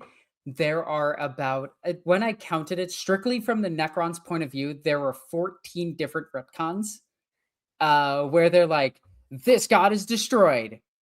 Nuh-uh. Now he's destroyed. Nuh-uh. The Outsider being the biggest one, who does die in the older lore, but then doesn't die, but then banishes himself outside of the galaxy. It's theorized that the Tyranids destroyed and ate him and then found their way to the Milky Way galaxy, or that he himself or they themselves created the Tyranids. But we know that the Tyranids are a slow-moving organic creature that came to the galaxy. Another theory is that the old ones, the last desperate act was to create the Tyranids to destroy all life in the galaxy, thus starving the Catan to death, and also Chaos Gods at the same time. thus killing the entire galaxy and leaving only the Tyranids, who are very adapted at killing both. Those two have no other lore to it to support that. I just wanted to bring that up because I thought it was really cool. The Silent King leaving and fighting Tyranids is something that the Silent King mentions in a short story. Well, he doesn't mention it. The thing next to him mentions it. Well, it doesn't even really mention it. It's just implied, but it's written that that's what happened, but none of them actually talk. Also, the Silent King at some point during his exile, because he didn't go to sleep, he just exiled himself, came back during the Great Crusade, met up with Sanguinius, decided he was a cool dude. They hung out for a bit, got a death mask, and was like, all right, I'm going to go fight some Tyranids, left. And that's never written about in the entirety of the Horus Heresy, but it is written about from the Silent King's perspective, which means that he might have actually deleted that portion of history from history, because Necrons can do that. By creating pocket dimensions and all sorts of other things. They have Pokeballs. I'm not joking. They have small objects that they throw at things and keep them in stasis. That's a Pokeball. It is just a Pokeball joke. When the Silent King met up with Dante, Dante got a sense that he was somebody to be respected, though he hated them because he was a Xenos, and they were going to fight, but Dante allied himself with Necrons to fight the Tyranids. Then the Necrons just left because the Necrons realized the Tyranids are the greatest threat to the galaxy now, no longer the Eldar. That's a whole thing to say that the Silent King had a whole whirlwind adventure that had barely anything to do with what the reason that he left the universe in the first place. He exiled himself for 60 million years, very likely because he was feeling guilty about, condemning his entire species to horrific soulless damnation. Yeah. There you go. Now there's version 3 of the War in Heaven, the Eldari version. But we have to bring up one thing. Ross, are the Eldar gods real? Yes.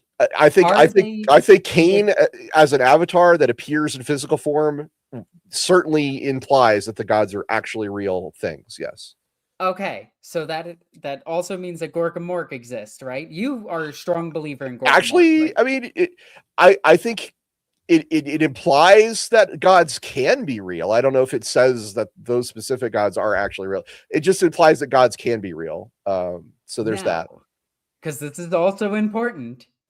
Where do the Eldar gods stay? Are they material gods? Immaterial gods? Are they the gods that predated the Chaos gods? Well, they certainly predate one of them. Yes. I don't know about the other three. Because we know from multiple sources that Isha is caged with Nurgle. But we don't know if that's actually a thing. So I'm about to get into that because this third version, the War in Heaven, as according to the Eldar, is essentially a mythological cycle. It shares a lot in common with myth like Greek myth or the Trojan War or the Odyssey. This is more of a story than a historical record, and it has a lot to do with their gods. So are the gods real? I mean, I think so, because again, the Avatar is absolutely a physical presence on every craft world. It seems likely that their gods were actually real and actually were involved in something. We also have an avatar if you need, but we do have a super chat that I want to get to. Need extra sleep. $5. Thank you, sir. Sorry, I know this is going to complicate things. Would you please define the soul and its parts in 40K? Is it like how it is in fantasy? So no, but also yes. Okay, how do we explain a soul in 40K? Because souls... Okay, all right. I'm going to take a crack at this. All right, you go for it. Go for it. Souls are an actual thing in 40K. Souls are very powerful and have the ability to change reality. See Sisters of Battle. It is very weird that orcs are kind of losing that ability, where Sisters of Battle gained it. Souls go to the warp, which used to be the realm of souls. Okay? And that is what I believe heaven actually was. It was the warp. Well, the immaterium, because it wasn't The the warp yet. immaterium. It wasn't the warp yet. It was the realm of souls or the immaterium. So, the stronger your soul is, the more power you can draw from the warp to use for magic. You're essentially using somebody else as a battery, and it's basically that. Sisters of Battle have souls that are touched by the Emperor, which means they can channel. They can't really channel. It's more like their collective willpower can augment reality using faith itself, where they pull from their own soul instead of pulling from the other dimension souls. All right. So this is not exactly a hard science. So keep in mind, I'm drawing from my experience with the setting, and having worked directly with a lot of aspects of the setting, and having read a whole bunch of lore. But here's a giant grain of salt. So this is my belief of what I think a soul is in 40K. There isn't like a book you can open and say, what is a soul? It's essentially an individual's reflection or footprint in the immaterium. Every sentient creature generates some psychic energy through thought, emotion, and consciousness. And this energy manifests as a presence in the warp. This presence is their soul. It is both the source and the anchor for the being's connection to the psychic dimension that is the immaterium. And please don't ask me to define the warp, because we'll be here all day. But it's essentially, the short version is, the warp is a alternate dimension, a shadow of the reality where our emotions, our thoughts, our souls are reflected in it. Okay. And can influence it, and we can draw power from it to create supernatural effects. The warp itself is fueled by the collective emotional output of all sentient life in the galaxy. And a soul's brightness or intensity in the warp correlates to that strength of that individual's psychic connection. So psychers, like all of the Eldari, or human psychers, they burn brightly in the warp. They are powerful conduits for warp energy, but they're also beacons that attract demons and other warp predators, like enslavers, like Psychonoin.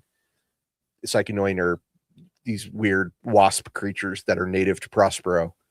Anyway, ordinary beings, like an ordinary person, has a moderate presence in the warp. It's enough to sustain the warp. It's enough to be noticed, but not enough to wield psychic power. And then there's the dim souls, the ones that are very faint warp signatures. These are the Tau. These are the Leagues of Votan.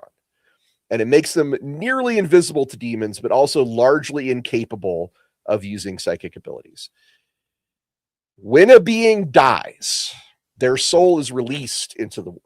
For most, this is just dissolution. This is, you're consumed by the ambient energies or demons or chaos gods.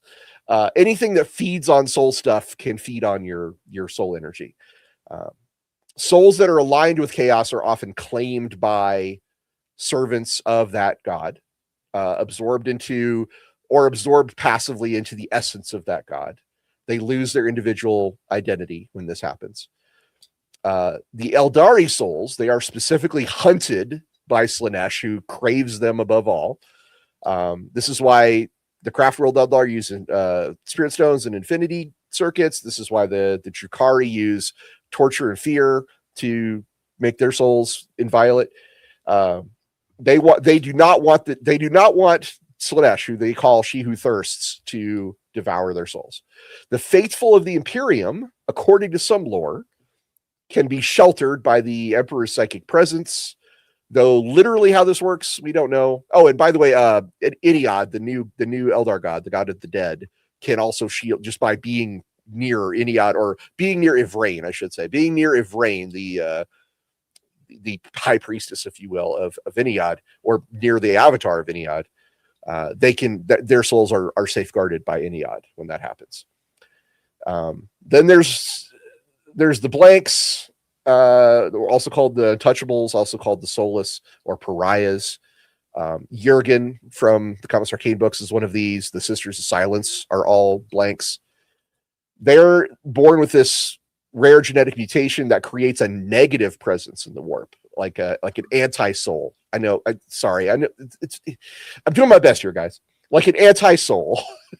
And rather than projecting into the warp, they create a void that actively repels psychic energy, which makes them difficult for psychers and demons to even exist or be near them. It's debated whether blanks actually have a soul or whether their soul is just inverted or whatever, but their effect of their presence is unique and distinct from simply being soulless. The Necrons are genuinely considered soulless. The Satan consumed their soul essence during the biotransference, which leaves Necrons as conscious, sapient beings in these metal bodies, but they have no warp presence whatsoever. However, Necron soullessness does not produce the anti-warp repulsion effect that the blanks have. They're just absent from the warp rather than hostile to it. So that's why I was like, that's why I was, not entirely committing to the fact that they're actually soulless. It depends on the concept. Anyway, souls are kind of a tangible resource in Warhammer 40K because we are told very often that the Chaos Gods grow in power by consuming souls. We're told that the Drukhari sustain themselves by torturing souls. They siphon off that psychic energy to stave off Slaanesha's own claim.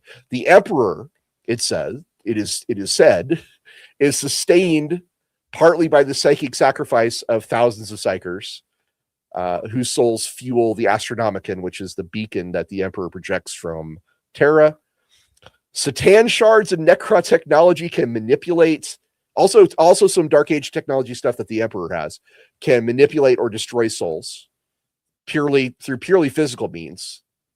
A soul in 40K is not metaphorical. It is to an extent, and I want to be clear. This is again we're on the fringes of what is actual lore, right? We're definitely leaning into interpretative, space.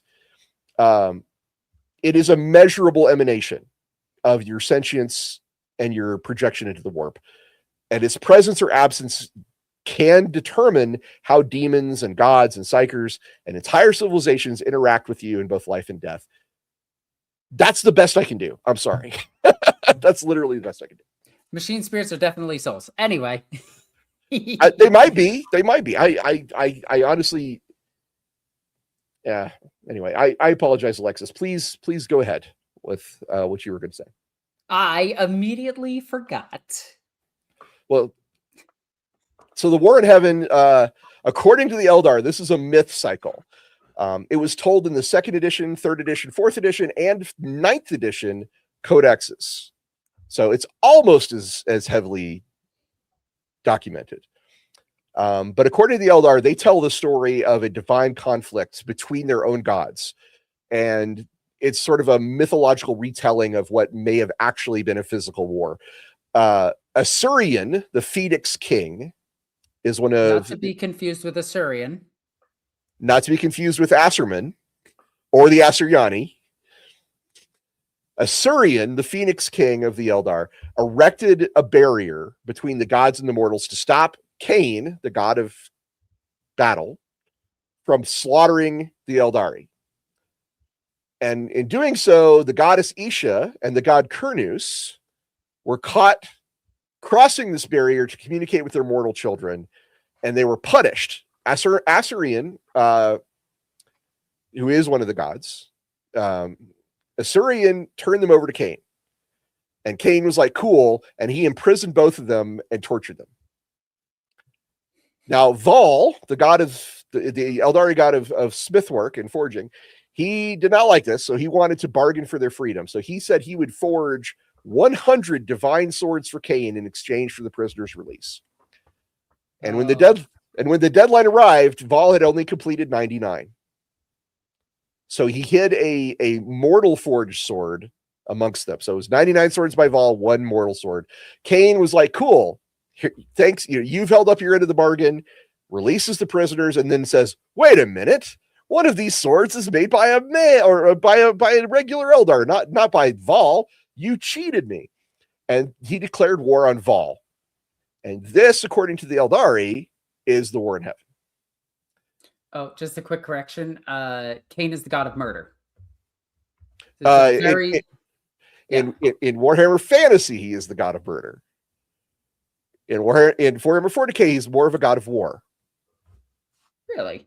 Yeah, absolutely. His character is very different. I mean, he's still an asshole. He's still an asshole. He's still an asshole, and he's still bloody-handed. But he is far more of a war god than a murder god. Oh, yeah, it says it here. It's associated with violence, strife, destruction, and war. War. It never changes, you know that? I've been told that many times by Ron Perlman. Yep. So the short version is the gods and their lesser being, the gods of the Eldari and their lesser creations, the Eldari themselves, they took sides in the conflict. Vol wielded Anaris, which is his 100th sword, and it's his greatest weapon ever forged by him, according to him. And despite having the stronger weapon, he could not defeat Cain. So Cain crippled Vol, chained him to his own anvil, and claimed victory. As one does. So Anaris, what happened to Anaris? Well, Anaris was taken by the Falcon. Failchu. I hope I pronounced this correctly, but Failchu is the name of the Falcon. And he crossed the barrier between the realms, which may have been the warding that the Necrons shut up. We're not sure. Anyway, crossed the barrier between the realms, placed the sword into the hands of the hero Eldinesh. Eldinesh is not a god. Eldinesh is an Eldar hero. And Eldinesh, even armed with Anaris, just like Vol, could not defeat Cain and was torn apart. So Asurian was like, oh, Christ, what has happened here? Horrified by all this, cursed Cain and said that the blood of Eldinesh would drip eternally from Cain's hand. And thus Cain became called Kala Mensha Cain, which in their tongue means Cain the bloody-handed. Now, there's no, you may notice there's no Necrons, there's no old ones, there's no star gods, there's no Satan. This is purely Eldar myth and legend. That is the third version of the War in Heaven. And now we have the fourth version. Now we come to the fourth version. This comes from... Wait, there's a few things to point out here, because there are some retcons here. Originally, it was only the gods, and it didn't involve the mortal. Then it did. That's the big retcon that was there, and that's pretty much it. Eldinesh. Yeah. Yeah. The other thing is, there is a theory that the Eldar gods are just old ones. I mean, when you're, it's like whether the Emperor is divine. Like, he's close enough, and so the Eldar gods are certainly close enough to be old ones. Maybe, we're not sure. So there's this new version is from The Birth of Fear is the name of the thing. It's related to I think this is the most recent Eldar Codex. It has this in here. And this says that the 100 swords of Vol were forged not merely to satisfy a bargain, but made as weapons against the Yingir. The Yingir is the Eldari word for the Satan. So this is kind of a way to bridge these two narratives. And according to this account, The Birth of Fear, Cain led the Eldari in battle against the Necrons and the Satan during the Necron version of the War in Heaven. The mortal heroes Eldinesh and Ulthanesh fought alongside him. And during this conflict, Cain confronted and defeated the Nightbringer, which they call Kalis Ra, the Eldari call, or the Deathbringer.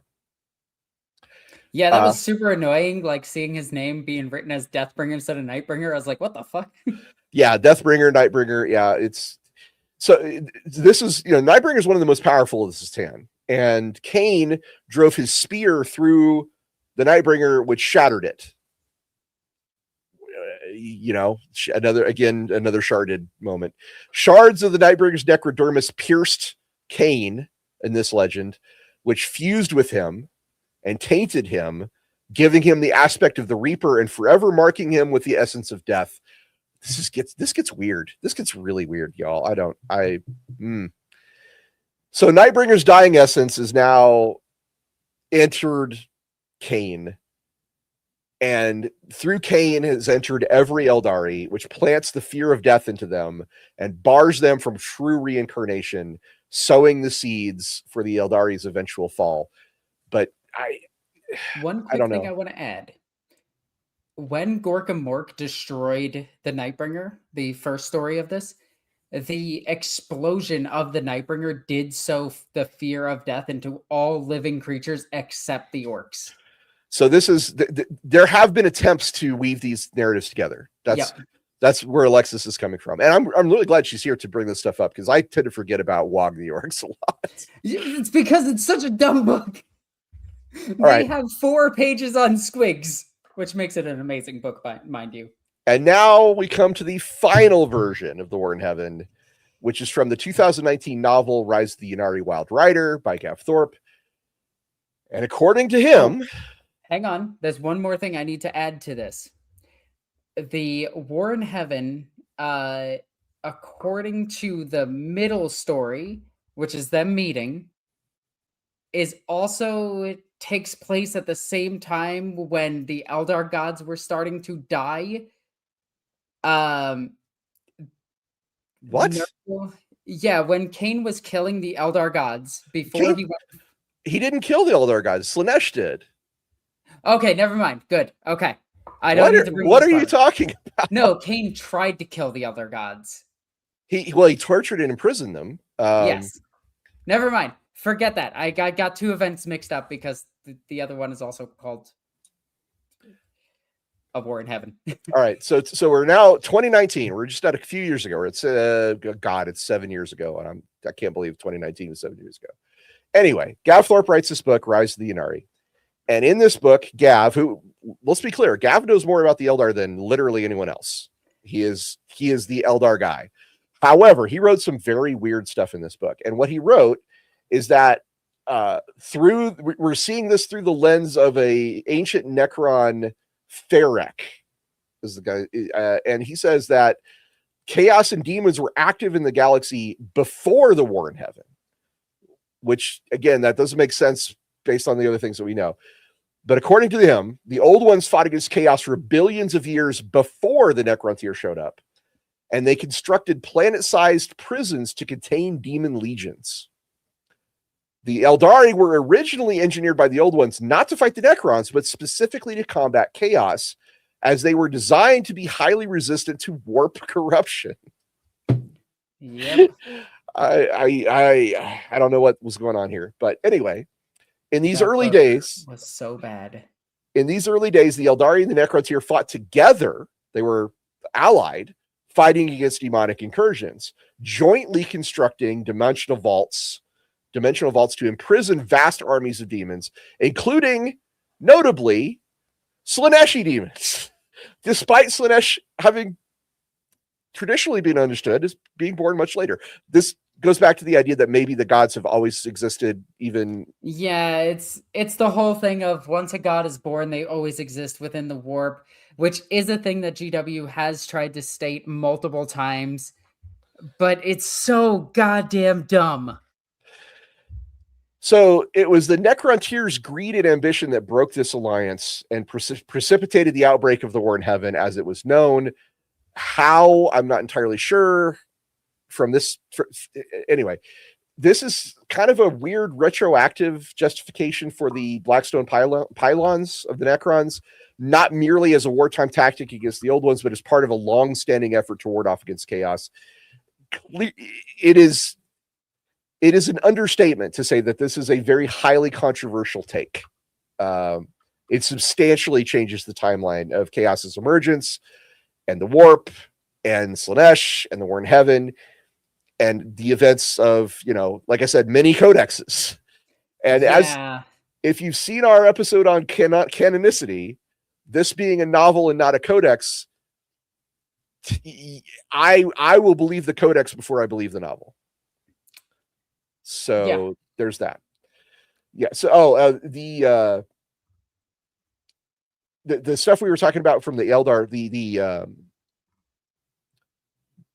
that version where the Eldar fight the Necrons, the Birth of Fear, that is more recent. That's 2020. That's Codex Necrons and Codex Eldari. It was wild. It's wild. It's very wild. Yeah, I don't know what to say to that. Like, Gav Thorpe has some really, really good books. This one is not one of them. Listen, like I said, Gav knows more about the Eldar than literally everyone, literally anyone else. But what he wrote is so strange, given what we were told before. It's just such a big contradiction. And again, it's in a novel, not a codex or a background book or a rule book. So when 11th edition comes out, maybe more of this will be touched on. I don't know. So are we almost done? Oh, that's those are the versions of the War in Heaven. Okay. We did it. Well, now we've been asked that Ricardo Andre wants us to make this all one big narrative. Okay. Well, there's an easy right. way the easy answer is it's all lies by the deceiver. None of this is true. That's the easy answer. It could be. So I will start this. Okay, I got this. You ready? Go for it. So the Eldar gods have to be real for this to happen. We know that 3 Eldar gods are at least real. And that is the Avatar of Cain, because he has avatars. Iniad, because he has avatars. And Kigarath, because he's literally seen by Ethereal Stern. Like, so I give those 3 credit that they existed. Now, I personally think that the Eldar gods predate the Chaos gods, and they are the ones that are the reflection of the Eldar gods becomes the Chaos gods. Like, I don't think that's too hard to imagine. Isha becomes Nurgle. What's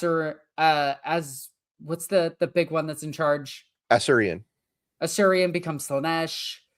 What? Yeah, the prince. I always view the Slaanesh being the most prideful, being the one that's always trying to put themselves in charge. Cain becoming Khorne. It's just a few letters off. That makes sense. And then, I don't know, one of them becoming Tzeentch. This would be, have we, please let me know if we've missed any super chats, because that was a really long. I think we didn't, though. I think we've got them all. Yeah, we got them all. Okay, I think we did. Yeah. Okay, just want to double check. So I think that the Elder Gods either have to be in the living realm, psychic constructs made into gods, like literal psychic beings, like the big psychic being, and then from them the Eldar, who were created to serve them. The orcs were created in response to the actual war. So the first war is the Necron tier unifying, trying to bring back their civilization to do a fight against the old ones, not realizing how strong the old ones were.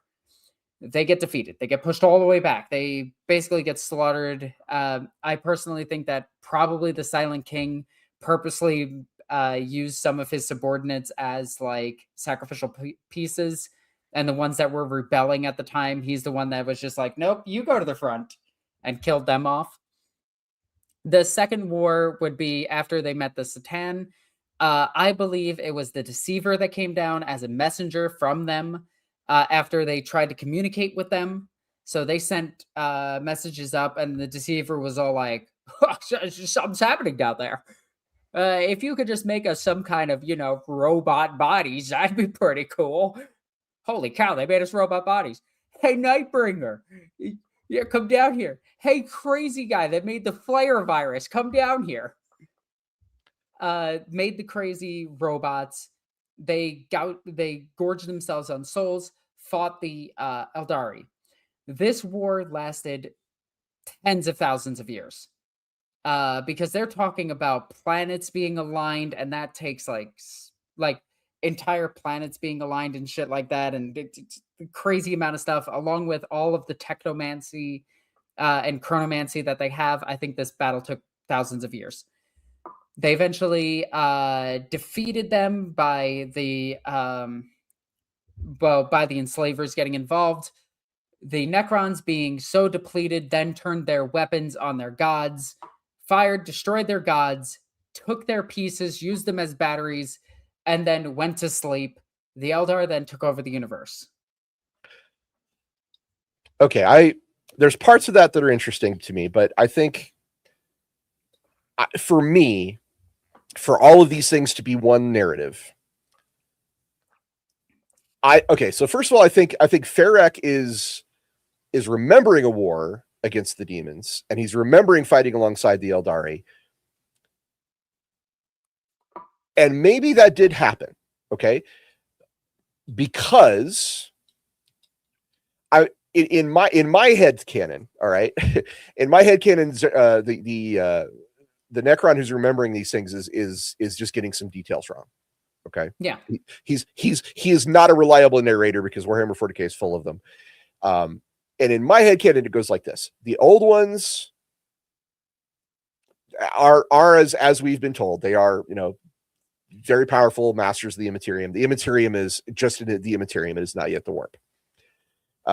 They go to war against the Satan as the Necrons, explain it. And they create the Eldari and all that stuff to fight in this war. But there are times during this conflict when predatory beings emerge from the warp. You could call them demons. They're not enslavers, but they are more primitive proto-demons. It's void whales.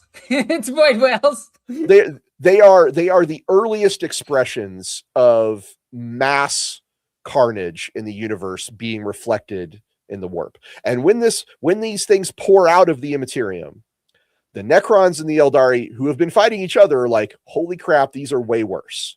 And so they team up together, not unlike how weird alliances have been struck in the past. Blood Angels. I'm thinking this is a fairly temporary arrangement, not a long-term one, but temporary when you're talking about millions of years ago can mean 1,000 years. It could mean tens of thousands of years. It can mean a long, long fucking time. So even though I'm saying temporary, it can be, to us, a very, very, very long time. Anyway, so during these quote unquote temporary alliances, they do in fact fight alongside each other against chaos. But chaos did not happen before the War in Heaven. It happened during the War in Heaven. Okay. Yeah, like that little intermediate part where the Necrons became the Necrons. And it is during these periods where the old ones get involved. And the old ones, some of the old ones, in my headcanon, some of these old ones are the Eldari gods. Okay. The Eldari gods are in fact old ones. So that explains why the gods of the Eldar are involved in this war, why the Eldar remember them and mythologize them as being the main combatants, because they would be very close to them. And there's absolutely no reason why old ones can't fight each other or get into conflicts with each other. I believe that the 100 swords were a request from one old one to another for weapons, like the most recent lore, for weapons to fight either the demons or the Necrons, possibly both.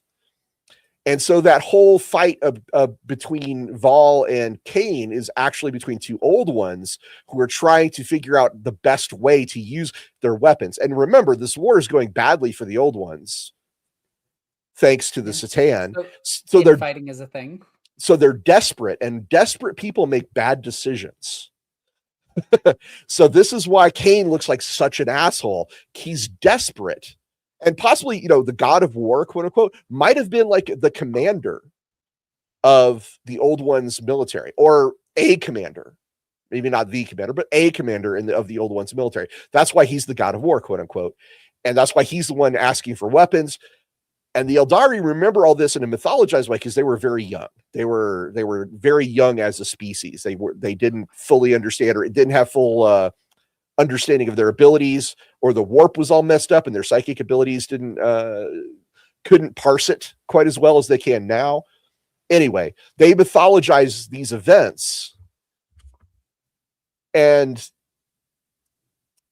yeah, I think that's how I would do it. Is to say that these are all truths. They're just slightly off in different ways. Like the Eldar think it was their gods. The gods were actually the Old Ones. So the Necrons here think it was the demons before the war in heaven, but he's just remembering that wrong was during the war in heaven. And the Necrons who were like, well, the Old Ones screwed us. Maybe one of the Old Ones screwed them. Maybe not the entire species. So I'd like to add to that the Avatar might be a commander. Gork and Mork might be generals. So if you look at it that way, maybe the Old Ones were maybe all of the gods that we know of, maybe Gork and Mork, maybe all the Eldari gods, maybe even the Chaos gods may have been Old Ones, because the warp is a corruptive force, and if it got riled up during the war in heaven, there might have been Old Ones that drew upon the warp more than others, and got essentially became warp stuff or something along those lines. I'm really stretching this, and I do apologize for speculating quite so far, but you did ask for us to make this one big story, and that's how I would do it. What do you think, Alexis? I like it. I think the Chaos Gods are a bit different. I think the Chaos Gods are a reflection of actual gods. Like one is immaterium, one is materium. Whatever they're a reflection of is just the thoughts of it. Because that's always been me. I like the immaterium gods, but GW has been slowly pulling the Chaos Gods away from 40K as much. So we have to see what 11th and 12th edition will eventually do with Chaos Demons, because they might not be around for much longer. There are rumors that their codex is being removed. So, and that's a huge part of 40K that might just be gone. We do have two super chats here. Stephen Lucas, spoilers, Samus was born at the end of death. I guess the end and the death, I'm assuming. Yeah, they corrected them more. Despite causing the Horus Heresy 8 years before, trying to align elf origin with the Old Ones in fantasy. I guess what he's saying here is that time is weird in the warp, and Samus can be born 8 years after he appeared. Yes. I believe this is what he's saying, is that time is just very strange. And that the Old Ones being the Eldar is part of that strangeness of time. Yeah. Samus is a weird character. Weirdly enough, I took him in a game today. Huh? He did. Actually, no, Gosgold just kind of killed him, but still. I should point out, Stephen Lucas is one of those guys who always puts something very thoughtful. And like every time he posts something, I'm always like, yeah, you're definitely listening and paying attention. I like that. I like that a lot. Stephen Lucas is thinking about it. Now, born is a weird thing because it's not that the demon is born, it's created. The demon technically always existed. It's just it can now manifest. It's manifested in the warp. One of the most common alternative names for demons is the Neverborn. In 40K. So I love the Neverborn. That is what demons should be called in 40K, not demons. It shouldn't be called Chaos Demons. Change the codex name. We did it with everyone else. Call them the Neverborn. It is such a good name. Let's see. Oh, there we go. Ricardo Andre, my debate partner. Headcanon. When a warp entity is born, it comes from concepts that already existed. Born simply means merged enough to act with their own will. That's great. This is how I imagine how demons. Yes. Yeah, this is how I imagine the warp works. Although I really like the Slanesh twins in fantasy, where they're two sons of Slanesh. And they're just giant demons, and they do Slanesh's will. I really like that. I wish some of that was in 40K, but I understand why it's not, because in AOS and in fantasy, demons are a little bit more defined as demons, where in 40K they're more of concepts of demons, if that makes sense. Sartikar, previously mentioned Worm Serial has its own RPG system. Okay. Now I'm Bro, thinking of Worm Cereal. Worm it's a web series, he said. I'm gonna have to check it out because it sounds really great. Hey, can you send me a link in Discord for that? Sartikar? That'd be really cool. Or post it into the chat and maybe Hawk can send it to me on Discord because I would like to see this. Yeah. So here's an interesting theory for you, Alexis. I do love me some interesting theories. One of the most popular fan theories about the old ones is that the Tyranids are either the old ones themselves or a weapon created by the old ones. So, okay, I actually went into this already. I think they're a weapon created as a reset button. Well, it would make sense because they're highly psychic. They devour all life to starve, and this does kind of starve chaos. Mm-hmm.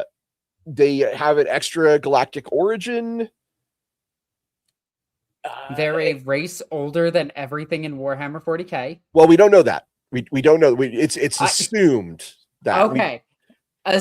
Because they don't have, I'm gonna pull the card of they don't have faster than light travel. It would have taken them millions upon millions of years to get here. Maybe depends on where they started, or they could have been dormant, or let's just put it this way: we only know of them emerging fairly recently in terms of in relative time. When we do a Tyranid episode, when we do another one, because we're gonna do another one because we have more to talk about. There is a theory that I really like, that the Great Devourer isn't this all-encompassing thing that comes from underneath, that is actually just propaganda made by the Imperials to keep the Imperium united. And I love the idea that they're just a couple major Tyranid fleets that are just flying around. But yeah.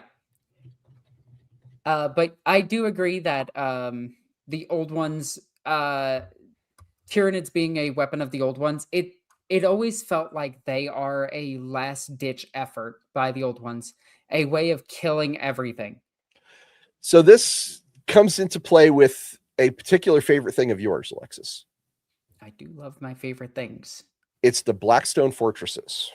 Yeah. So these are pre-imperial alien artifacts made of Noctilith or Blackstone. Yeah. They were discovered scattered in the Gothic sector, and they were already unimaginably ancient when the Imperium found them, which was around 8,000 years before the current date in Warhammer 40K. The current thinking is that these were weapons for the War in Heaven because their capabilities line up with being anti-Necron or anti-Satan. Oh, I have a theory about this. I have such a theory about this. Well, each fortress houses a warp-based super weapon that can focus warp energy into a lance that tears open real space and unleashes an empiric blast, which is really cool. Powerful enough to scour star systems and possibly destroy Satan entities, because Satan don't like the warp, right? Yep. And these were called the Talismans of Vol, according to the Eldar, suggesting they were made by the old ones. Mm-hmm. So go ahead. What's your theory? So my theory is these are the super weapons that killed the Satan. Are these the 100 swords forged by Vol? These also could be the 100 swords forged by Vol. That is actually a really cool idea. Well, their structure. Oh. Hold on, I'm thinking about it. Give me a second to think about that, because it makes sense, because creatures can just appear on them. They could just be created on them. Their internals are labyrinths that appear to be Necron-ish in origin, but also Eldari in origin. So it would make... The architectural style is clearly non-Necron. Yep. Which it's similar, but it's not. It's definitely not Necron. So yeah, I don't know. This is a thing that is perfectly suited to fight Satan, perfectly suited to fight Necrons. It makes sense that it was created as part of the War in Heaven. And the Eldari, remembering it as talismans of Vol, strengthens that theory that Vol may have just been an old one. I actually fully agree. So I really like that theory. We do know that 4 of them together can blow up a sun. Just saying, they did that in Battlefleet Gothic. Yeah, they were a big part of Battlefield Gothic. So so one of the theories is that the Blackstone fortresses were part of the War in Heaven. So here's a fun one. There's a theory that the old ones, the Slan, are the same species as the Seraphon in Age of Sigmar, the Lizardmen in the Old World, because according to the lore in all 3 of them, the Slan were starfaring beings who could terraform worlds, build networks. In the Old World, it's geomantic, but I mean that's not that far off from a webway or portals or things of that nature, and they can engineer life. So if the Slan are either ancestors of the old ones or old ones themselves or related to the old ones, this is interesting. And also I should point out that the Necron Codex, with the very first Necron Codex, which I was just about to add this. Go ahead. The Necron Codex allows you to play Lizardmen as Slanny for the tabletop game for the War in Heaven. Specifically says use Lizardman figures. Yep. So now, so I have a few theories about this. One, I think GW has always wanted to connect fantasy, like old GW, really wanted fantasy and 40K to share the same universe. That's why so many demons had the same names. The warp can go back and forth. Characters from 40K go over to fantasy. The Green Knight has been over. I think it's the Green Knight has been over to 40K. There are those references in the RPG books of the Ozpecs and things of that nature. Kaldor Drago went over, fought a bunch of demons of Nurgle, and then disappeared. But newer GW has pulled away from that lore, and it's more to protect the IPs than anything else, which kind of sucks when you become like successful as a business. You have to protect everything you make. So I view it as a nod to the older editions being connected. Like the Slan make perfect sense from Old World. They had the spaceships already. They were super powerful. In 40K, they would be psychers, but they would be using like the winds of magic and shit like that from a fantasy. And in 40K, we would simply just call that magic. It is weird that they call it magic and not psychic powers. Well, I can tell you, I was present at Games Workshop in 2003 and 2004, and that was the point when those two the world started to drift apart because of legal reasons. So up until 2003, I can say with absolute certainty that it was being treated as part of the same universe. Yeah. But after 2003, I can state with authority that they absolutely started to change that. So yeah, and to be clear, I want to be clear. I'm not saying that the Eldar gods are old ones. I'm saying they could be, they might be. We don't know. And when it comes to divinity in 40K, the question always is, is it, if it's godlike enough, isn't that possibly whole wars in the setting have been fought over this? I want to add to this. There's 2 points I want to make. One, Gilliman talking to a custodian who stood next to the Emperor. And the custodian said, and I'm paraphrasing, said, God and godlike, there's not much of a difference from my perspective. And the second is when Gilliman, again, because Gilliman talked about gods a lot in the Plague Wars, go figure, when he asked the Eldari emissary that he had about godhood and is the Emperor a god, the Eldar himself or themselves said they're not sure. There are some in the Eldari that believe that the Emperor is a god, and it is debated. The question is, does it matter?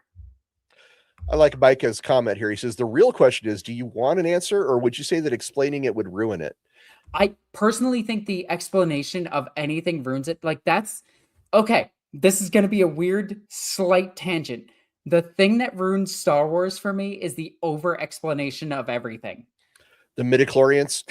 The midichlorians, the universe being liquid, the like all of it. Like, stop trying to explain why your lightsaber fights are slow and just stop it. Just go into the more fantasy setting. It's why I like 40K a lot more. It's because it is just a space fantasy versus a hard sci-fi. It's not like trying to be cyberpunk or Fallout.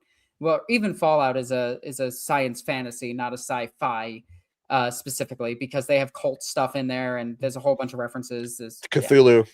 Cthulhu actually is a huge part of Fallout's mythos. But they take the piss out of it.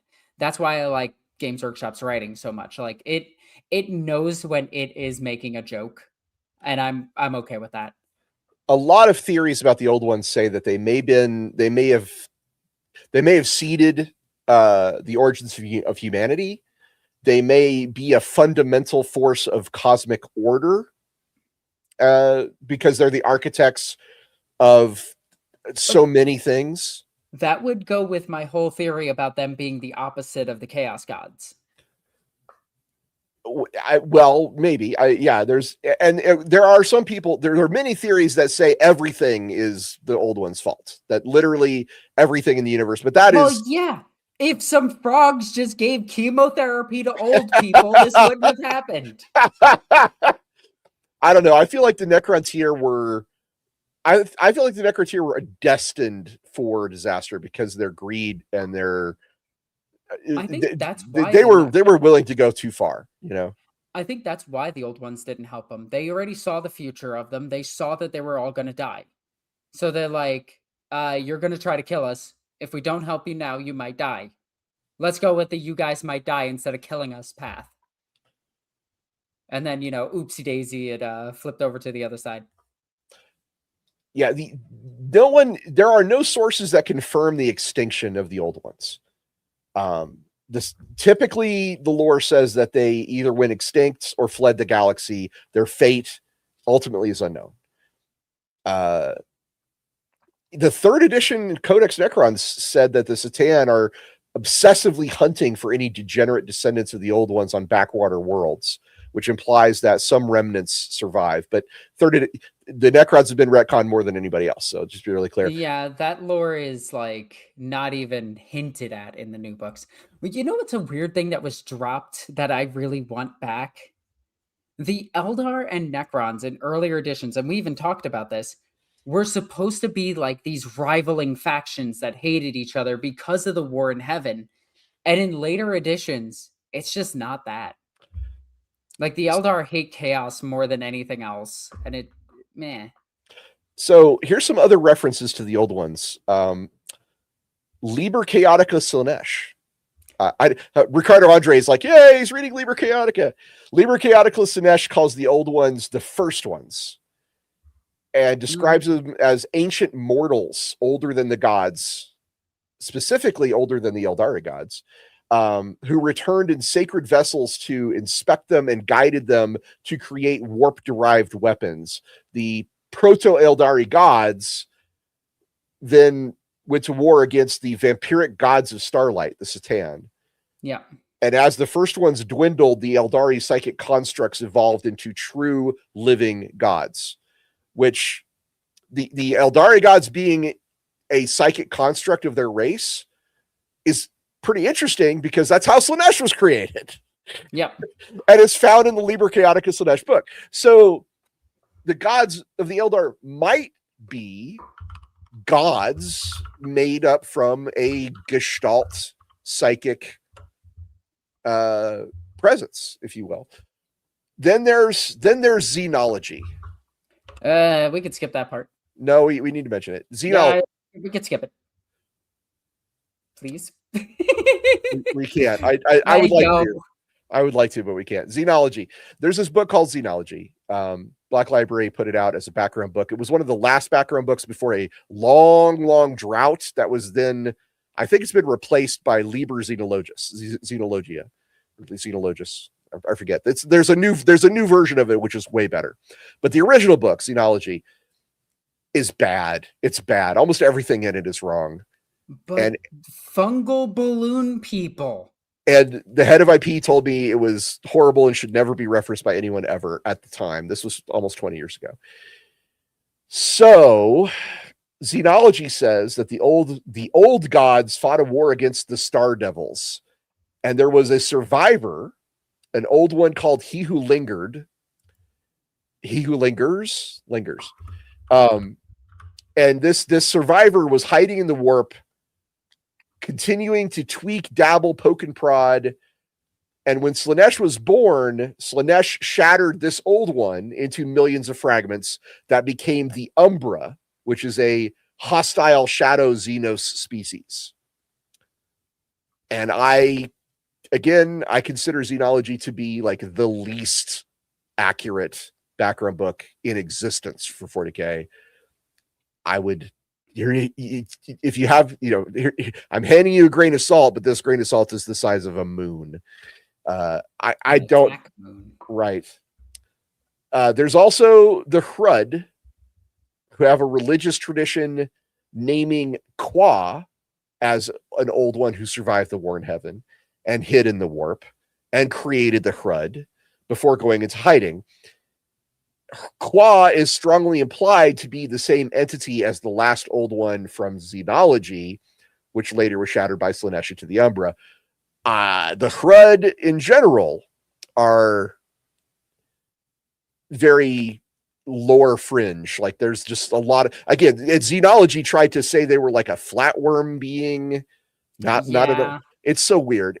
With noodle arms. Don't forget the noodle arms. Noodly arms and all. You don't take anything mentioned in Xenology seriously. And anything about the Hrud is I give it a big side eye. Big side eye. Very skeptical about Hrud lore. If it's not from the last decade, I'm just don't worry about it. Like, in my opinion. Now, if you want to know more, if you want to do your own research on the old ones, and the war in heaven, here's your reading list. Get ready. You just need to have a complete migraine, an absolute killer headache, no will to read anything good. The reading list is as follows. Codex Necrons, 3rd edition, 5th edition, 7th edition, and 9th edition. Codex Eldar or Eldari, 4th edition, 9th edition. I would also recommend 2nd edition on that one. Because there's stuff that may be related. Codex Chaos Demons, 4th edition. Codex Dark Eldar, 5th edition. Codex Titanicus, 1st edition. Yep. Rogue Trader, that is the 1st edition of Warhammer 40K Rogue Trader. Liber Chaotica Slaanesh, Xenology, Rise of the Ynnari Wild Rider, and the Infinite and the Divine. And don't forget Wah Orcs. And Wah the Orcs. So just so you know, that is the research that we did before coming to this episode. So are the old ones still alive? Are they still out there, Alexis? So the thing about death in 40K is if it makes money, it doesn't die.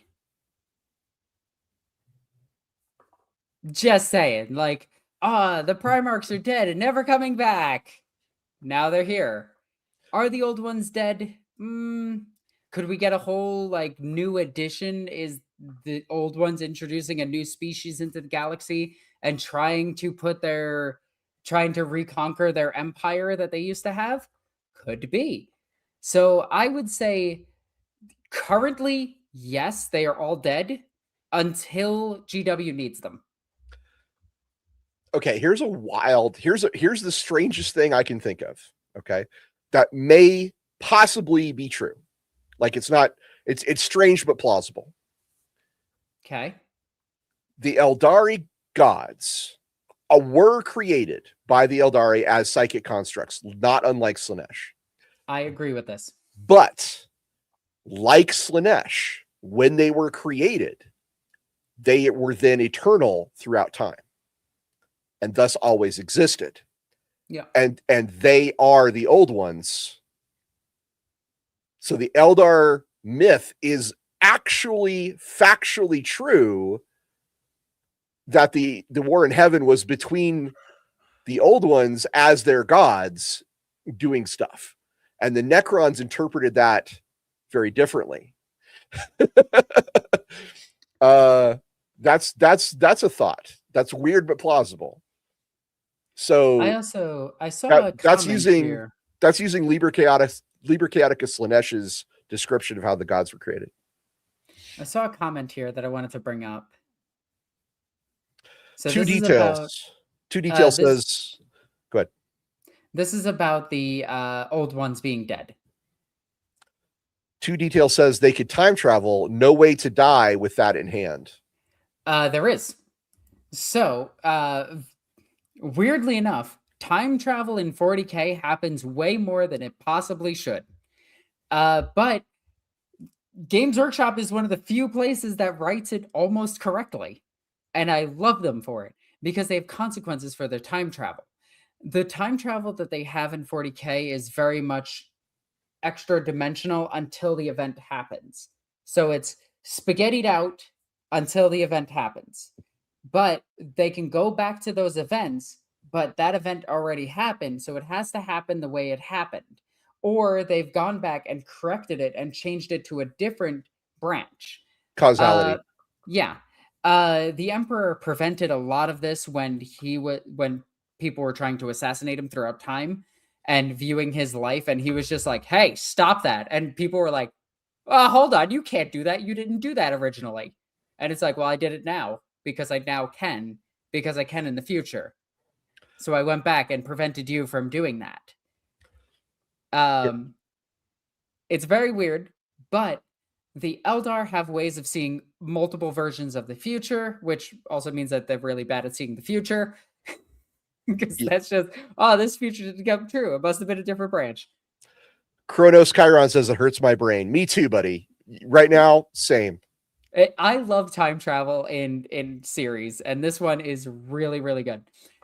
So the Necrons have set up moments in history that cannot be altered with, and their chronomancers are specifically told to protect those moments.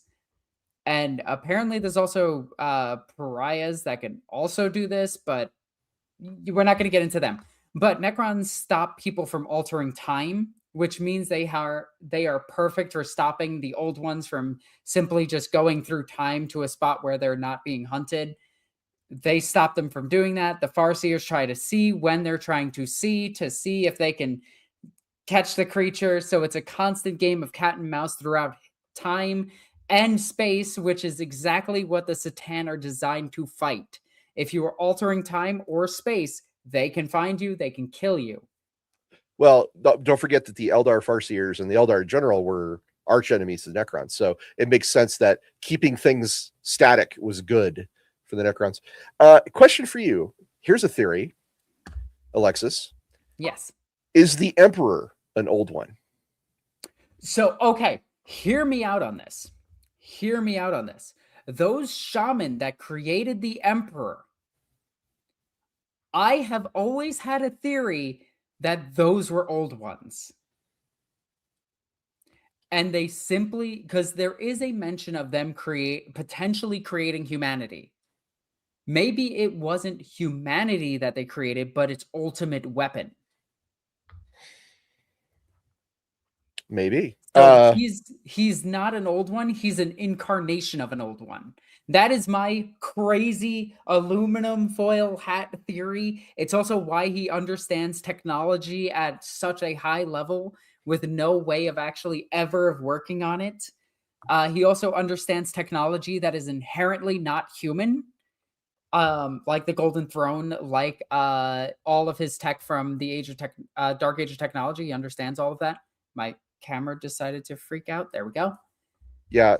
Kronos Chiron says he had that Webway project, remember? And he knew about the Webway, which old ones certainly would. Mm-hmm. Another interesting theory is that the old ones left the 40K galaxy and went somewhere else, like the Age of Sigmar.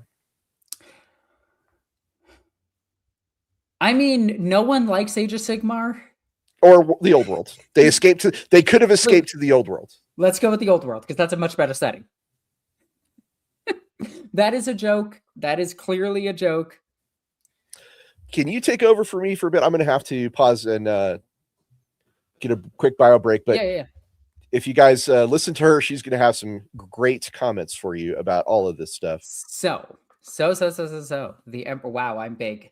Anyway, the Emperor being an old one is actually something I have thought about quite a bit, because the Emperor has multiple origin stories. In Arendensky Boden's book, the Master of Mankind, they talk about all the different origins of the Emperor, and all of them are both true but not true at the same time. He was born to mortal parents. Were those mortal parents imbued by the shaman that would give their lives to reincarnate the Emperor? It could both be simultaneously true and not at the same time, because this is 40K. Multiple things can happen at the same time, meaning both are true while not being true. Yeah. So the Emperor being an old one is cool, because the Emperor knew how to defeat a Satan while not having sufficient technology to do so. He defeated the Void Dragon on Mars. And that was a shard of the Void Dragon. I want to be clear about that. That was just a shard.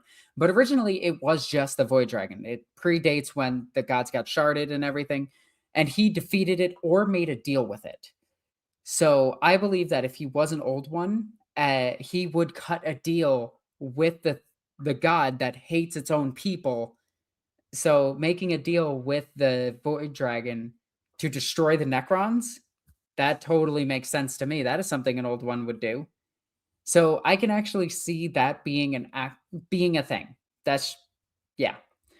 Let's see if we got some really cool things.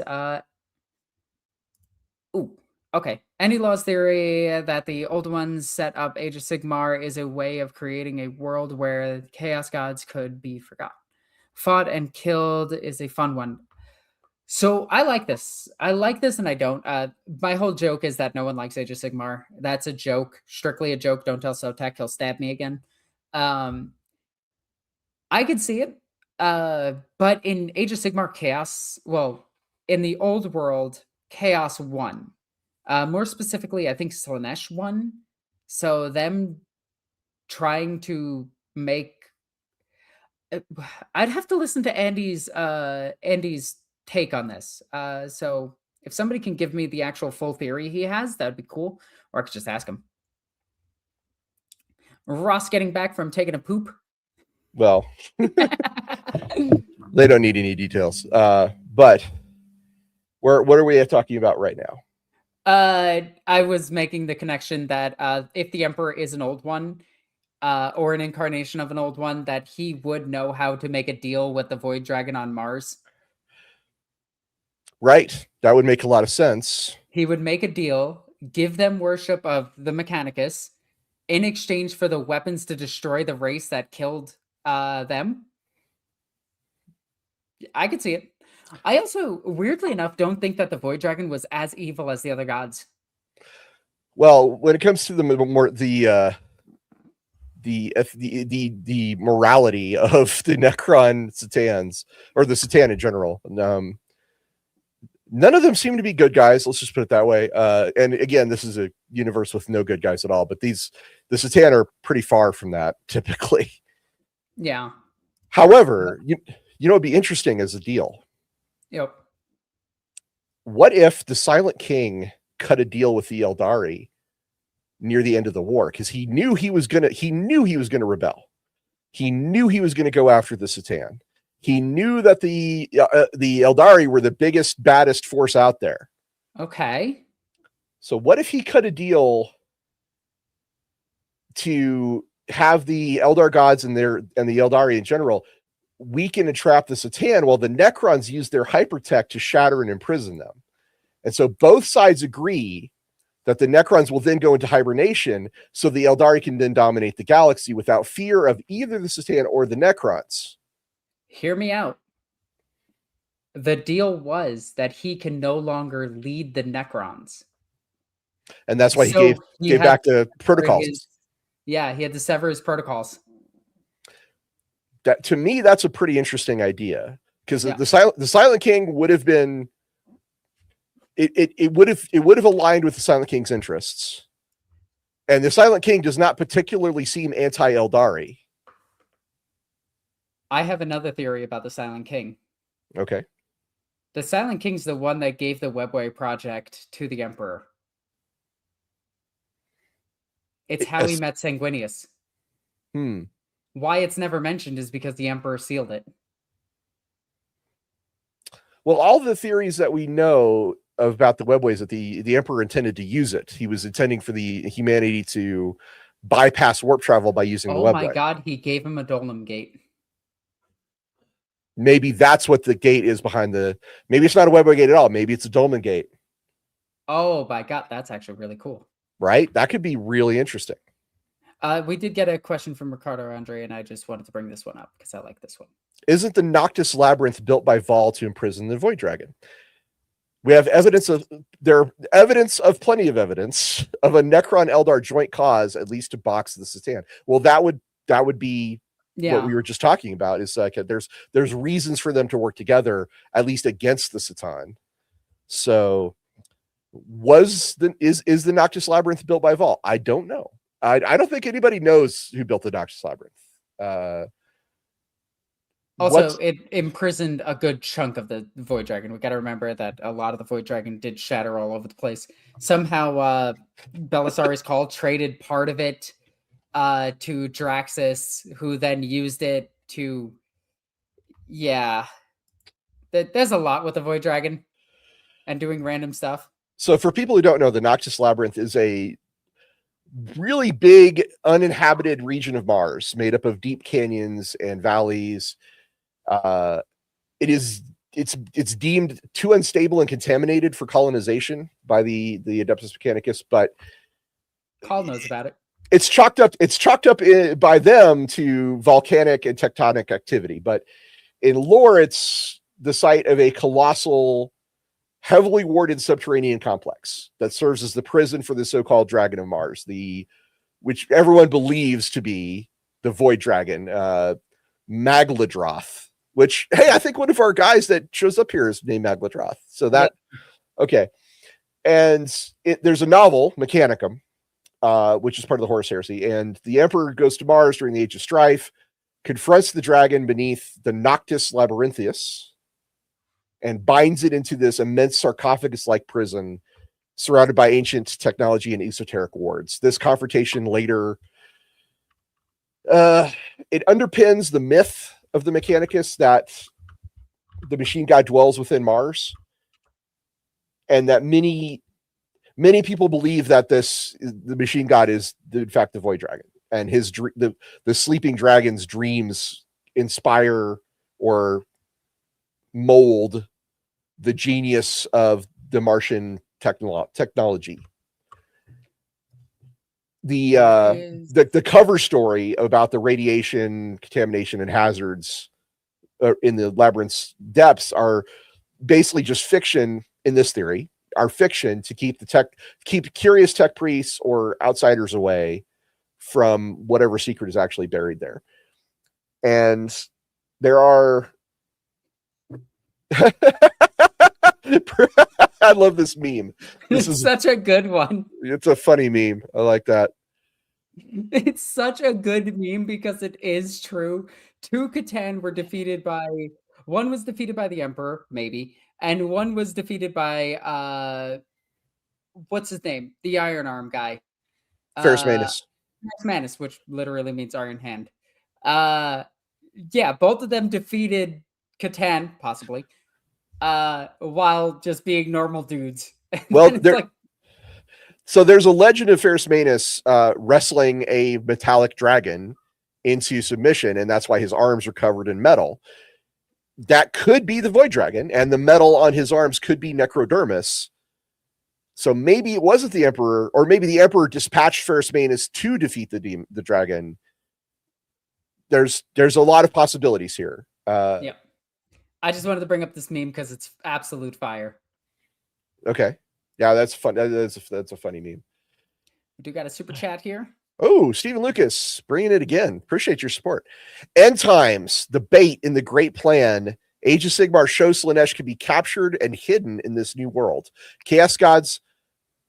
I don't understand this sentence. I'm sorry. Chaos gods not resist after getting. No, Yeah, it's, it's supposed to be. I think he's trying to say chaos gods. I'm sorry, buddy. I don't understand the second section, second sentence there. But I think what he's saying is that in the end times, Slaanesh was captured. I'm not sure. This is beyond my ken. I don't understand. I don't really know Age of Sigmar lore, and I don't have I can tell you what happens to Slaanesh. Slaanesh is captured during the end times after gorging themselves, after basically destroying everything. And yeah, she gets captured. She gets fed on by others, and eventually just doesn't get destroyed, but sort of gets free, but not really. Okay, he's saying that the Chaos God's appetite cannot resist after getting such a feast. That's what he meant to say. Okay. All right. Yeah, I got nothing on that. Interesting. So the trap, the bait is the feast for Slaanesh, is what he's saying in this. Oh, okay. Yeah, this scenario. Capturing. Could the Necrons build something to trap the Chaos Gods? Keep in mind, the Necron Empire of today is only like 1/10 of what it used to be. Like, they got absolutely annihilated in the War in Heaven. Like, they were down so much in the War in Heaven, and so were the Eldari and everyone else. And then the Eldari just, took over the rest of the galaxy. Well, if you think about it, the War in Heaven technically was a three-sided battle. On the one side, you had the Eldari, the Kroorks, and the Old Ones. Mm-hmm. Their nominal enemy was the Satan and the Necrons on the other side. But we know that the warp entities surged out and ended the Old Ones as a thing. And that is technically a third side, because the Necrons and Satan are not down with warp stuff. Yeah. So it's possible that the retellings of the War in Heaven are all actually accurate, but they're, it's that, what is it? The Obi-Wan Kenobi, from a certain point of view, they're true. Yeah. And from the Necron point of view is actually all about the Old Ones. From the Eldar point of view is actually all about their gods. From another point of view, it might have been all about the warp entities that were created or possibly had already existed, emerging from the warp. So I want to talk about this one really quickly. Ricardo Andre says they didn't build anything to imprison the Eldari gods, so I'd say no. So when this was first written, the gods were never contained. That was never a thing the Necrons did. In newer lore, they contained the Catan shards. They couldn't contain the gods themselves, but they can contain their shards. They did intend always to kill their gods or try to completely trap them as much as they could. But it's never stated that they could trap an entire god. Well, the Blackstone fortresses could be evidence of the Eldar helping the Silent King get rid of the Satan. Yes. But I think that those were designed to destroy them first, then contain them. What was left? I think the Eldar were just straight out. I think the Blackstone fortresses were meant for destruction. Yes. Not imprisonment. So yeah, I think the Necrons defaulted to imprisonment because they couldn't destroy them, because they didn't have the stuff. They didn't have the warp stuff. They didn't have the psychic stuff that the Eldari and the Old Ones did. Mm-hmm. So, and clearly the Satan can destroy each other, because the Outsider did it, right? So yeah, I don't know. It's very interesting to think about some of these things. And potentially, like, we do know that the Necrons did destroy one of their gods, and that god cursed them with the flare virus, which is horrifying. But I don't think they ever intended to go after the Eldari gods, or they intended to go after them last.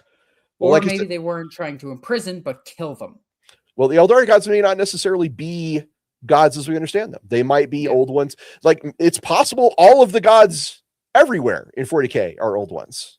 Although I don't really like that idea, but it's possible that's legit, because the old ones were incomprehensibly strong in both the physical world and the warp. So they could, the Gork and Mork might have been old ones. So the Eldari might have been old ones. The Chaos Gods might have been old ones. The Emperor might have been an old one. We don't know. It's entirely plausible for all these things to be true. Here's the question, though. Do you think that if the war continued, if the war actually continued, past the point of the Necrons destroying the Catan, do you think that the Eldar could have pursued and actually killed off the Necrons? The Necrons? Probably. Yes. Yeah, probably. Yeah. Okay. They were, after the war in heaven, the Necrons were screwed. They were exhausted. So prior to the destruction of the Catan, do you think that the Necrons could have destroyed the Eldar gods? Maybe. Catan are pretty strong. And it's very strong. And in the 2020 codexes, they talk about the Cain getting, tainted or corrupted by the Catan. So, I mean, certainly they can have an influence on the gods, and if you can influence a thing, you can sometimes destroy it. Kovu again. Here's a wild thought. Okay. If gods are created by mortals, who, because that's how Slaanesh was created. Okay. Yes. And if, as I was postulating, this, your presence in the warp is determined by your psychic strength. Okay. So the Eldari were able to create their own gods. Okay. And you yourself talked about the Krork having strong psychers. Maybe the Krork created Gork and Mork. Yep. That's what I think. I think the Orcs actually created their own gods. Right. So the Orcs created their own gods. The Eldar created their own gods. If we go along this theory, is the Emperor an expression of human psychic abilities? So I would say at the time he was just a very powerful psyker, but now he is. Well, like the Tau god that was created by the belief of their subject races. Yeah. So the Emperor might have just been a really strong psyker who then ascended to godhood, or was engineered into godhood. Who knows? These are some interesting thoughts. These are some very interesting thoughts.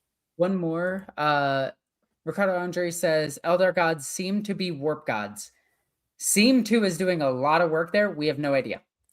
Well, what do you mean? What do you mean by warp gods? I think what they mean is that they were born in the warp itself. So they're not physical gods. Right, like the Catan are. Like, that's the difference. Yeah. Okay. But then we have stories of Kalamesh and Cain physically fighting, and with the Nightbringer. And the physical aspects of the Nightbringer hurt him. Right, but that's true of all any warp based entity that projects an avatar into the real world can get hurt. Like Iniad can get hurt and defeated. And Cain, was sharded according to legend. I don't know. Like there's parallels and theories. These things all seem to be related in some ways, which is really cool. Ricky Chapman, thank you again, sir. We enjoy the idea that Chaos Gods being born is them arriving in the part of the warp that connects to the universe, like a group of friends showing up to play a game. Hey, where are the Cheetos? Are there girls there? Again, I want to thank everyone who does give us with stuff with Super Chat. It means a lot to us. It helps support us. It helps me get dumb tattoos like this giant Naruto thing on my tummy. It's super awesome. You guys are great, and I absolutely love you. It's worth noting the Eldar have a legend of the Eldari have a legend called the Ranadandra, which is like their Ragnarok. It's like the time of ending when all of the gods, all of the heroes will return.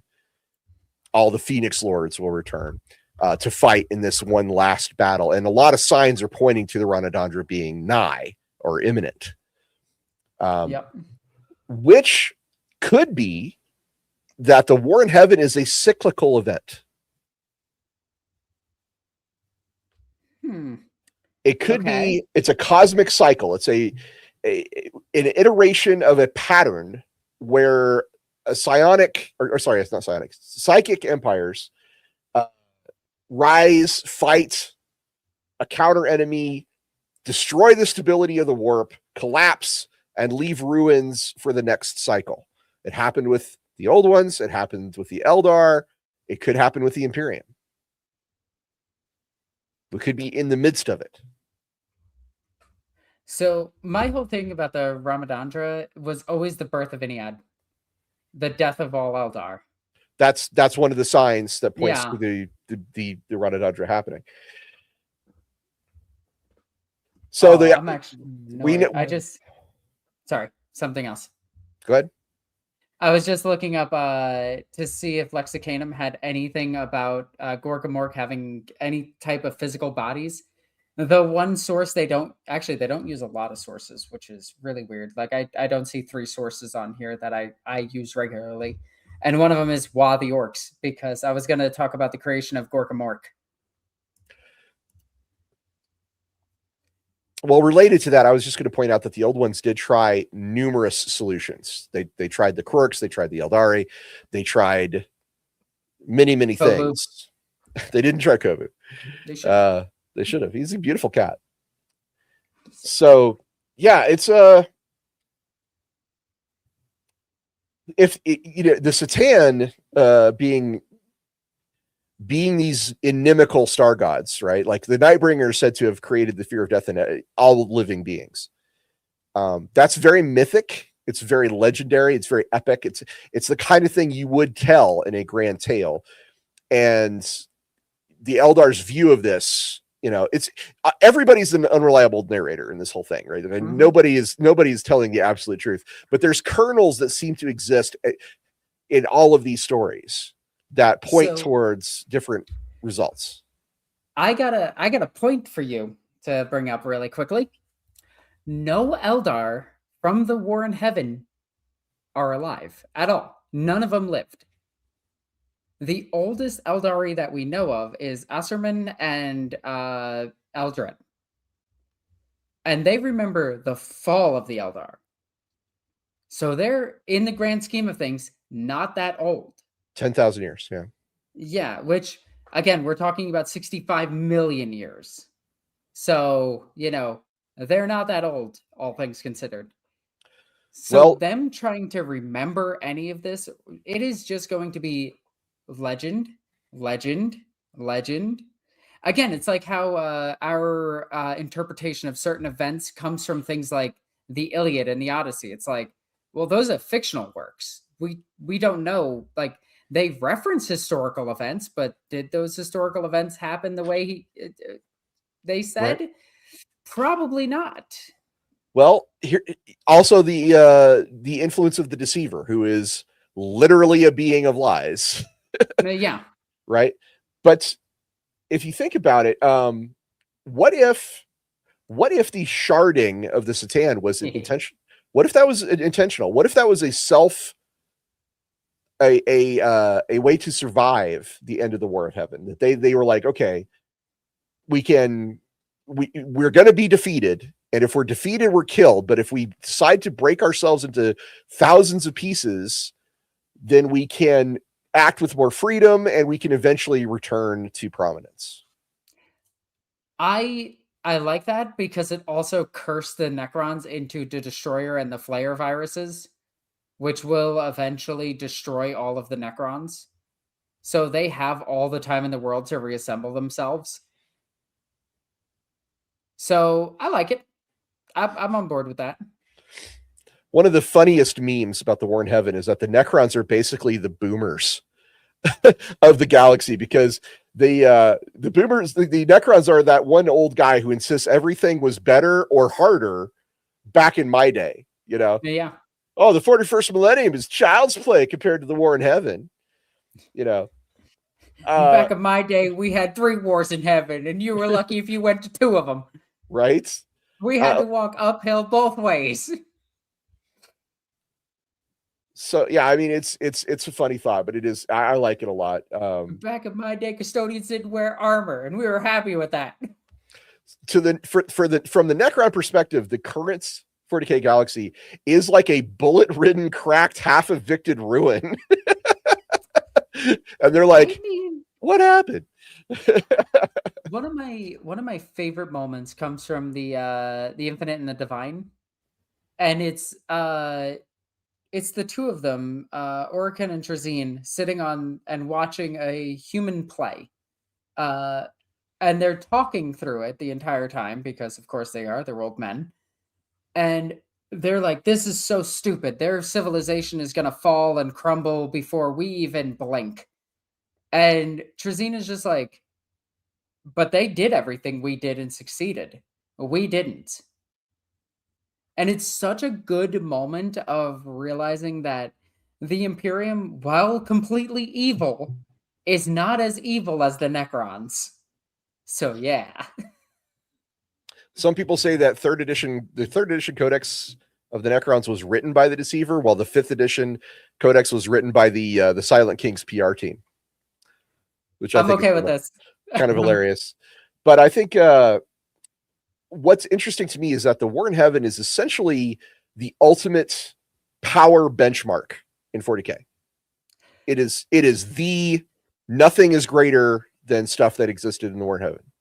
Yeah, I would agree with that. I don't think there is a single moment that has topped the galaxy burning War in Heaven in terms of power scaling in all of 40K.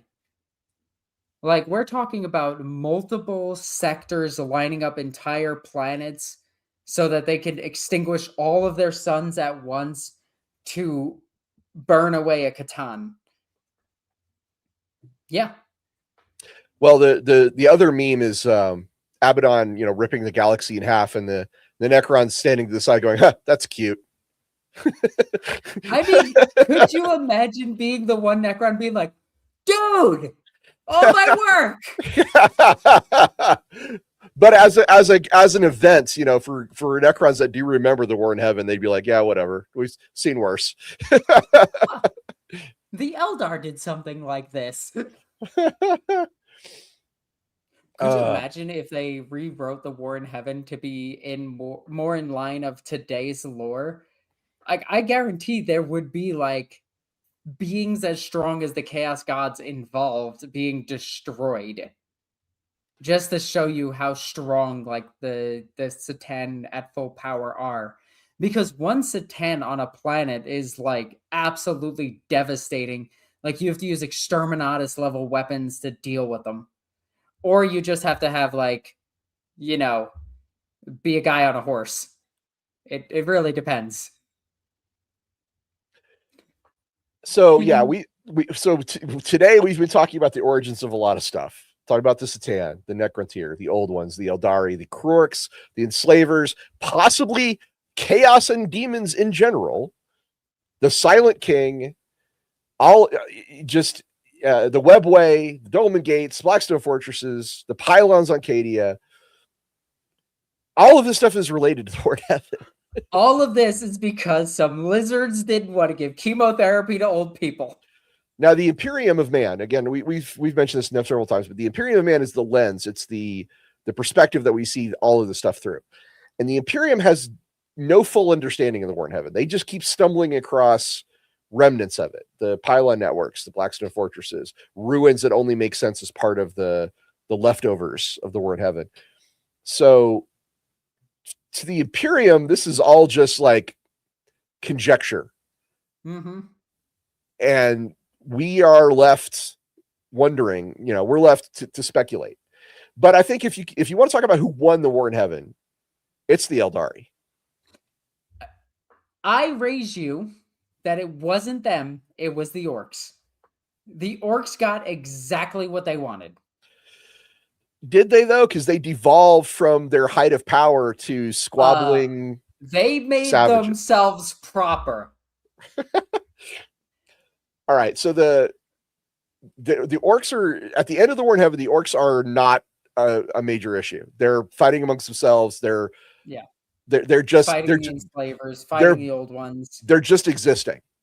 But at the end of the War in Heaven, the Eldari are rising. They are the dominant force in the galaxy for many, many, many, many years, for possibly millions of years. You could argue that chaos won because it allows chaos to exist. But I think if you had to say, I don't know. So the Necrons, a definite winner is the Eldari. The Necron can claim some victory. Like they destroyed the old, they were fighting against the old ones, and the old ones were destroyed. Not by the Necrons, by the enslavers, but still. The Necrons just shattered the Satan. They regained control of their own destiny, and then they went to sleep. So from their point of view, that is a form of victory. The Eldar enjoyed millions of years of galactic dominance. To me, that's the ultimate victory. Yeah. But then chaos exists, was allowed to exist, I guess. So who knows? The enslavers are still around. And they're still not horrifying. Nearly as strong as they were. No, they're barely existing now compared to the way they used to. They receded into the background, if you will. Mm-hmm. And we did so much of these things. The true winners were us, the gamers. Benjamin Fraser says, "Yes, good point." Good point. The true friends were the ones we crumped along the way, orcs. So the great warding that the Necrons and the Satan set up to separate the Materium from the Immaterium, is that the barrier that the Eldar talk about in their mythic cycle? Possibly. So one of the things that I would love to I would love to get the input of is the person who wrote both of these stories, because I would love to hear what they thought while writing it. Because Gav Thorpe wrote a lot of the Eldar stuff. So okay, what I didn't know. Although honestly, maybe I would love to hear if he how he thought the end of the war was. We should bring him on. Yeah. That way I can yell at him about a bunch of books. I'm sure he's familiar with being yelled at by fans, which I would prefer not to. I would also praise him for others. Okay. I would be very bipolar about this. So you're killing my leg. You were so heavy. Oh, he is happy kitty. What about you guys? Chat, we've got a few minutes left. What are your questions about the War in Heaven? What are some things we can talk about in our last few minutes to finish off this most obscure and unusual and timey-wimey of events? Or if you just want to say Kovu's cute, go for it. Kovu is super cute. Ricardo Andre's got an interesting point here. He says the Eldar gods were at full power because we know the Eldar forsook them over time, and that would have weakened them greatly. That's true, that the gods were kind of sidelined. Well, it doesn't seem like the Eldar were too concerned with worshiping their gods. They were concerned about orgiastic hedonism. Yeah, just a little bit. That's a good point. Oh, question from Micah. If there's something you would want Games Workshop to explain about the War in Heaven, what would it be? Probably giving it a timeline. Like, just a timeline. They don't need to fully explain it, just a timeline. If I would want Games Workshop to explain one thing about the War in Heaven, I would say to put a lot of things to rest. Who are the old ones? Or who are the Quarks? Well, you pick one. Yeah. If you want to make a list, you can make a list. I'm going to pick one. I'm going to say the old ones. All right, fair enough. I'm in agreement more with you on the old ones than anything else. Okay, fair enough. Needs More Sleep says, what is known about the Rashan? Oh God, I did not do any research on these guys. Yeah, very little, unfortunately. Ask me again. I'll see if I can find some material on him. Focus. She's talking to her camera for people who are curious.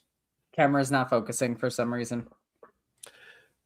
Grim Isaac, if another universe's god invaded Warhammer 40K, do you think it would do much?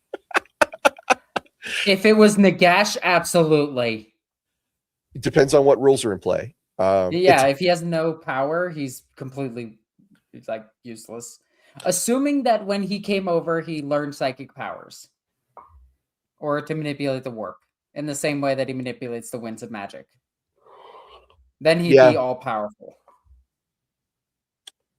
It would depend on what rules are in play and what god we're picking. I mean, there's the small G gods, there's the big G gods, there's I don't know. Grim Eyes, a good question, but I mean that's a difficult to answer.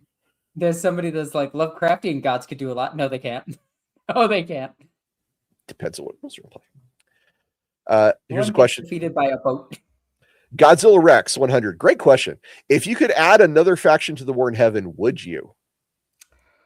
Oh, okay. Great question.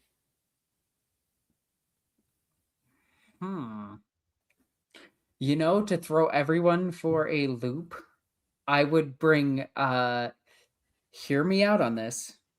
The Sisters of Silence. And they would be on the side of the Necrons. What? They would just be a construct that is very similar to the Sisters of Silence. You're saying pariahs. Basically, you're saying pariahs. Well, yeah, but 7-foot tall Amazons that are cool as shit. Your bias is showing. Another faction to the war in heaven. Interesting question. Or the Men of Iron. Men of Iron would be interesting, but I was going to say Tyranids. Oh. Yeah. Oh, never mind. I think you just won that. Damn. I think Tyranids would change the equation significantly. Who would they be fighting on the side of? I don't think they would have a side. I think they'd just show up. Oh my God, they go after the enslavers. Oh, now that would be interesting. Okay, I like that a lot. Great question, Godzilla Rex. Thank you. Focus. There you go. You did it, camera. I'm so proud of you. Jake Wu asks, you don't want another mega series dedicated to the war in heaven? I mean, maybe not. Great question. But yeah, I counted so many retcons in this particular subject, and there are so many parts where the war in heaven just deviates into something completely different. I think this is a two-part. Nestor September says, many people say the Chaos Gods are the Lovecraftian entities of 40K, but I don't think so, because although they are beyond comprehension, they stem from understandable emotions. Okay. The Satan on the other side are completely material and yet completely other, even though they later inhabited humanoid bodies. What do you think? So I think the Catan are a advanced technology beyond our comprehension type god, where the Chaos Gods are more beyond. They're a concept that we can understand to an extreme. Tyranids are one beyond our comprehension. That's how I always viewed them. This is a really fascinating discussion, though, because he's right. The Catan are other. They are alien. Yep. I find it more difficult to understand the Catan than I do the Chaos Gods. He's right. I'm the other way around. Oh God, my camera defocused again. There we go. Okay. I think you may need a new camera. No, it's because I'm not sitting directly in the middle, and my camera is trying to focus on something close to it, or it's trying to focus on that pillow for some reason. And Hannah 1439 points out the deceiver might well be Nyarlathotep, which is one of the Lovecraftian beings.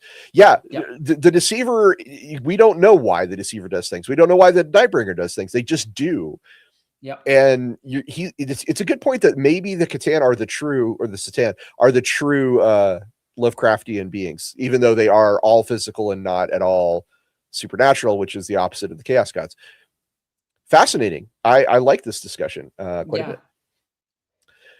And God, Professor I'm just thinking like the Tyranids destroying, like just imagining the Tyranids devouring the enslavers, gaining all of that super psychic juice off of them and becoming more predatory towards other psychers. They might just become like the Doom of Malantine and start absorbing souls at that point. Professor Shapp says you could argue that the Satan are material beings, but not understandable, while the chaos gods are beings you cannot explain, but do understand.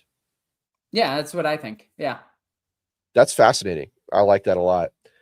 I like that a lot. You could say the Satan are more like, sorry, trying to bring this up. Kronos Chiron, super advanced aliens, says he says. Yeah, that's not a bad way to think about them either. I don't know if we'll ever know. Like a lot of these questions, I don't know if we'll in my lifetime. I don't know if we'll ever get answers. No. But it's fascinating to discuss. And this is, you guys, this is the deep lore. Welcome to the deep lore of 40K, because the War in Heaven is one of those things where you really have to dig. And you have to. The War in Heaven is something that makes me bang my head against the desk. I just want to know how many years it took place, because it sounds like it takes place over 5 million years, which would be an insanely long war. And there's so many unreliable narrators. And biases with the War in Heaven. I mean, I don't know. Fascinating stuff, though. I remember one person tried to say that the War in Heaven should be a tabletop game, and I'm just like, how? Well, no, you can't. You can do games. You can certainly do a game for it. I think that would be kind of fun, actually, a tabletop game of the War in Heaven. Yeah, but how do you represent all of the super weapons they had? I mean, board games have abstracted Stranger Things, so fair, but like you just slurped up a sun. Every living being is dead. Yeah, well, that could just be a card you play. What? So we got to wrap up our. It's time to wrap up this episode. So, what are your final thoughts on the War in Heaven, Alexis? I'm glad we talked about it, but I'm glad it's over. Well, it was over a long time ago, or it's still going, or it's a cycle. Who knows? I'm going to say my final thoughts are I'm also glad we covered it. It was requested by you, the fans. If you want to vote on any of our future topics, please join our Discord. Ow. He's biting me. I see that. And if you guys enjoyed this episode, if you like us getting into super deep lore stuff, please mention it to one of your friends who likes deep 40K lore. Spread the word about Lorebeards, because we could use some growth. It would be nice to expand the channel a little bit.